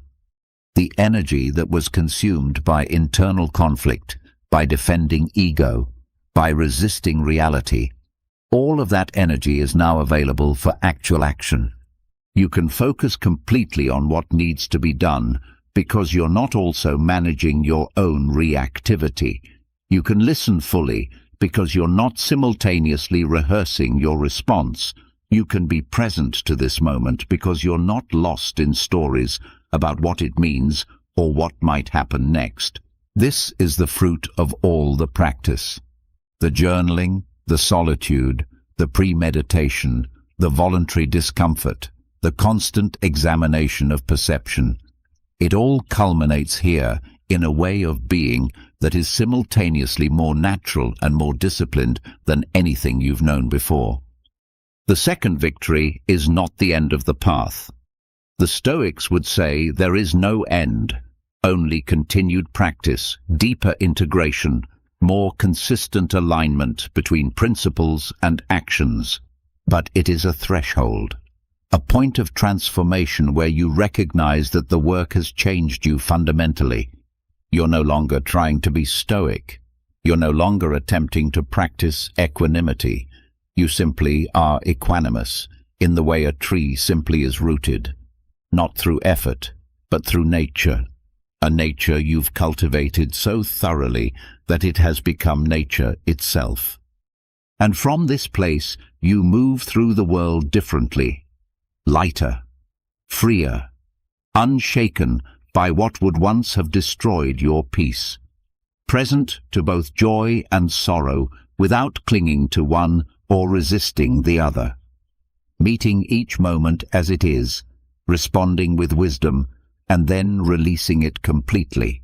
This is the second victory, and it is yours, waiting in the practice, built day by day, choice by choice, pause by pause, until suddenly it's not something you're building anymore. It's simply who you've become.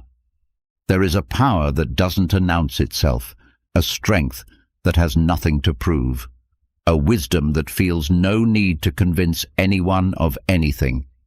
This is the power of the mature Stoic, and it is almost invisible because it operates on a frequency most people aren't tuned to receive. When you first discover Stoicism, there's often an evangelical impulse. You want to share it.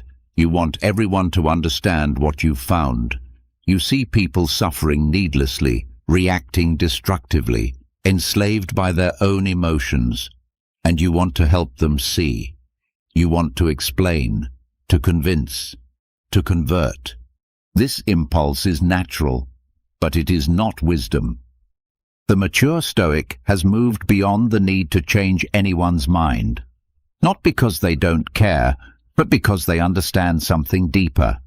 Everyone is on their own path, learning their own lessons, at their own pace. Your clarity cannot be transferred through argument. Your peace cannot be installed in someone else through explanation. People don't change because you've given them the right information. They change when they're ready, when their own suffering has created enough opening for new understanding to enter, when their own experience has prepared the ground for seeds to take root. The mature Stoic knows this, so they don't push, they don't preach, they don't try to convince anyone of anything. They simply are.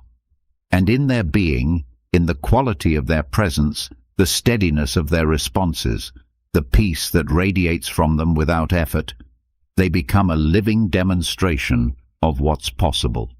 Carl Jung wrote extensively about individuation, the process of becoming fully yourself, integrating all the disparate parts of your psyche into a coherent whole. This process, he said, was not about perfection, but about wholeness, not about eliminating the shadow, but about integrating it, not about transcending humanity, but about fully becoming human. The mature Stoic has undergone a similar process. They've integrated emotion and reason.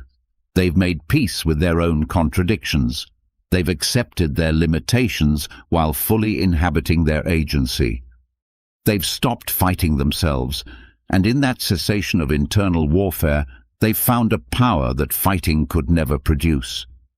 This is what Jung called the self, capital S, the integrated totality of consciousness, the center that holds everything together without strain.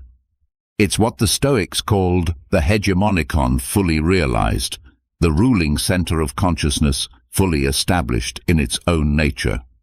From this place, there is no need to prove anything.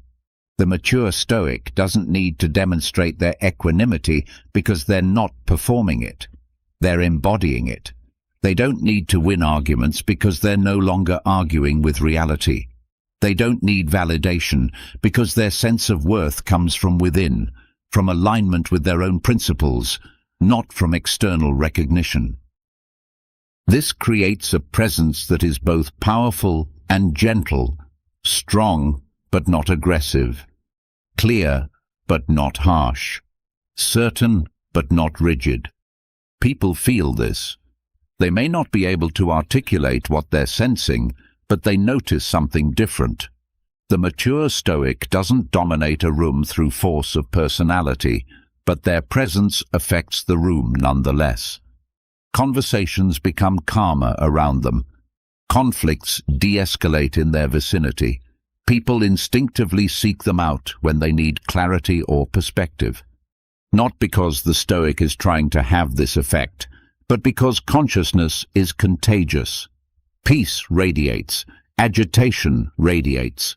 Whatever state you're in, you're broadcasting it constantly through subtle cues, through the quality of your attention, through the energy you bring to every interaction. The mature Stoic broadcasts stillness, and in a world of constant agitation, stillness is magnetic. Marcus Aurelius understood this. As emperor, he could have ruled through intimidation, through displays of power, through the constant assertion of dominance. Instead, he ruled through wisdom, through measured responses, through the kind of presence that made people want to be better versions of themselves. History records that his senators and generals respected him not because they feared him, but because they sensed something rare in him. A man who had power over himself and therefore needed less power over others. A man who was governed by principles rather than passions and therefore could govern justly. This is the quiet power, and it's available to anyone willing to do the work of integration, of honest self-examination, of daily practice toward wholeness. You stop needing to be right, so conflicts lose their urgency. You stop needing recognition, so criticism loses its sting. You stop needing control, so uncertainty becomes just another condition to navigate, rather than a threat to resist. This doesn't make you passive. The mature Stoic acts when action is called for, speaks when speech is necessary, engages fully with life. But they do so from a place of choice rather than compulsion, from wisdom rather than reactivity, from love rather than fear. There's a quality of effortlessness to this, not because things are easy, but because there's no internal resistance burning energy uselessly. The river flows around the rock, not through tremendous effort, but through being water, through following its own nature without fighting. The mature Stoic has found their nature. They've discovered what the Stoics called living in accordance with nature, not the nature of impulse and animal instinct, but the higher nature of reason, virtue, wisdom, and love. The nature of a being who can observe itself, question its own perceptions, and choose its responses. And from this alignment with their own nature, everything becomes simpler. Not easier, but simpler, clearer, more direct. You see what needs to be done, and you do it, without the drama of internal conflict. You encounter difficulty, and you meet it, without the suffering of resistance. You face loss, and you grieve, without the added pain of believing it shouldn't have happened. This is transcendence, not in the sense of escaping the human condition, but in the sense of fully inhabiting it with consciousness, with acceptance, with grace. Jung described this as the transcendent function, the ability to hold opposites in consciousness without being torn apart by them, to feel emotion deeply while thinking clearly, to be vulnerable yet strong. To be certain of your principles while humble about your understanding. To be fully engaged with life while unattached to outcomes. The mature Stoic has cultivated this function through years of practice, through thousands of moments of pausing before reacting, through countless examinations of their own perceptions, through daily remembrances of what truly matters and what truly doesn't. And now, that cultivation has borne fruit. Not fruit they need to display or prove or protect, but fruit that simply nourishes everyone who comes into contact with it. This is the quiet power, and it is louder than any argument, stronger than any aggression, more convincing than any persuasion. Because it is real, not performed, not strategized, not calculated for effect. It is simply what emerges when a human being stops fighting themselves, stops resisting reality, stops defending an illusory self, and stands fully in the truth of who they actually are beneath all the conditioning and reactivity and fear. The mature Stoic has nothing to prove because they've already proven everything that matters. Not to the world, but to themselves. They know they can face difficulty. They know they can endure loss. They know they can be wrong and survive it. They know they can be criticized and remain intact. They know they can lose everything external and still have everything that matters. This knowing creates an unshakable foundation. And from that foundation, they engage with the world not as someone seeking validation or avoiding threats, but as someone who is fundamentally okay, regardless of what happens. This is the power everyone is actually seeking when they seek power. But most people look for it in the wrong places. In domination, in wealth, in recognition, in control over others and circumstances. The quiet power comes from the only source that can never be taken. Mastery over yourself. Understanding of your own mind.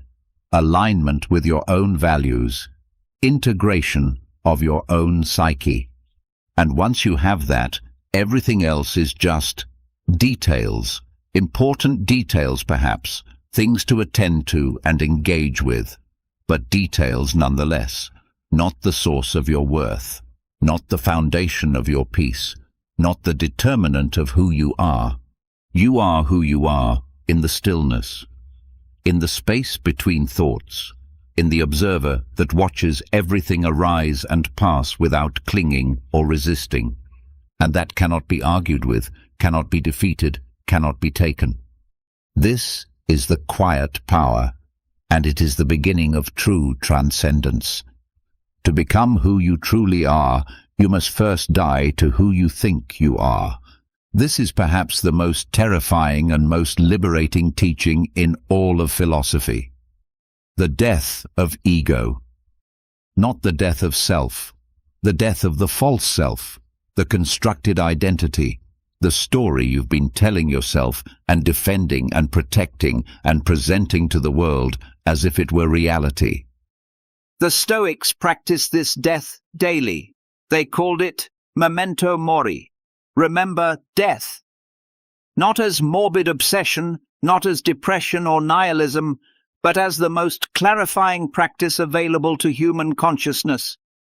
When you remember that you will die, everything changes. The petty concerns reveal themselves as petty. The desperate grasping loosens. The constructed identity, all the roles you play, all the achievements you've accumulated, all the opinions you defend, all of it is seen for what it is, temporary, contingent, ultimately irrelevant.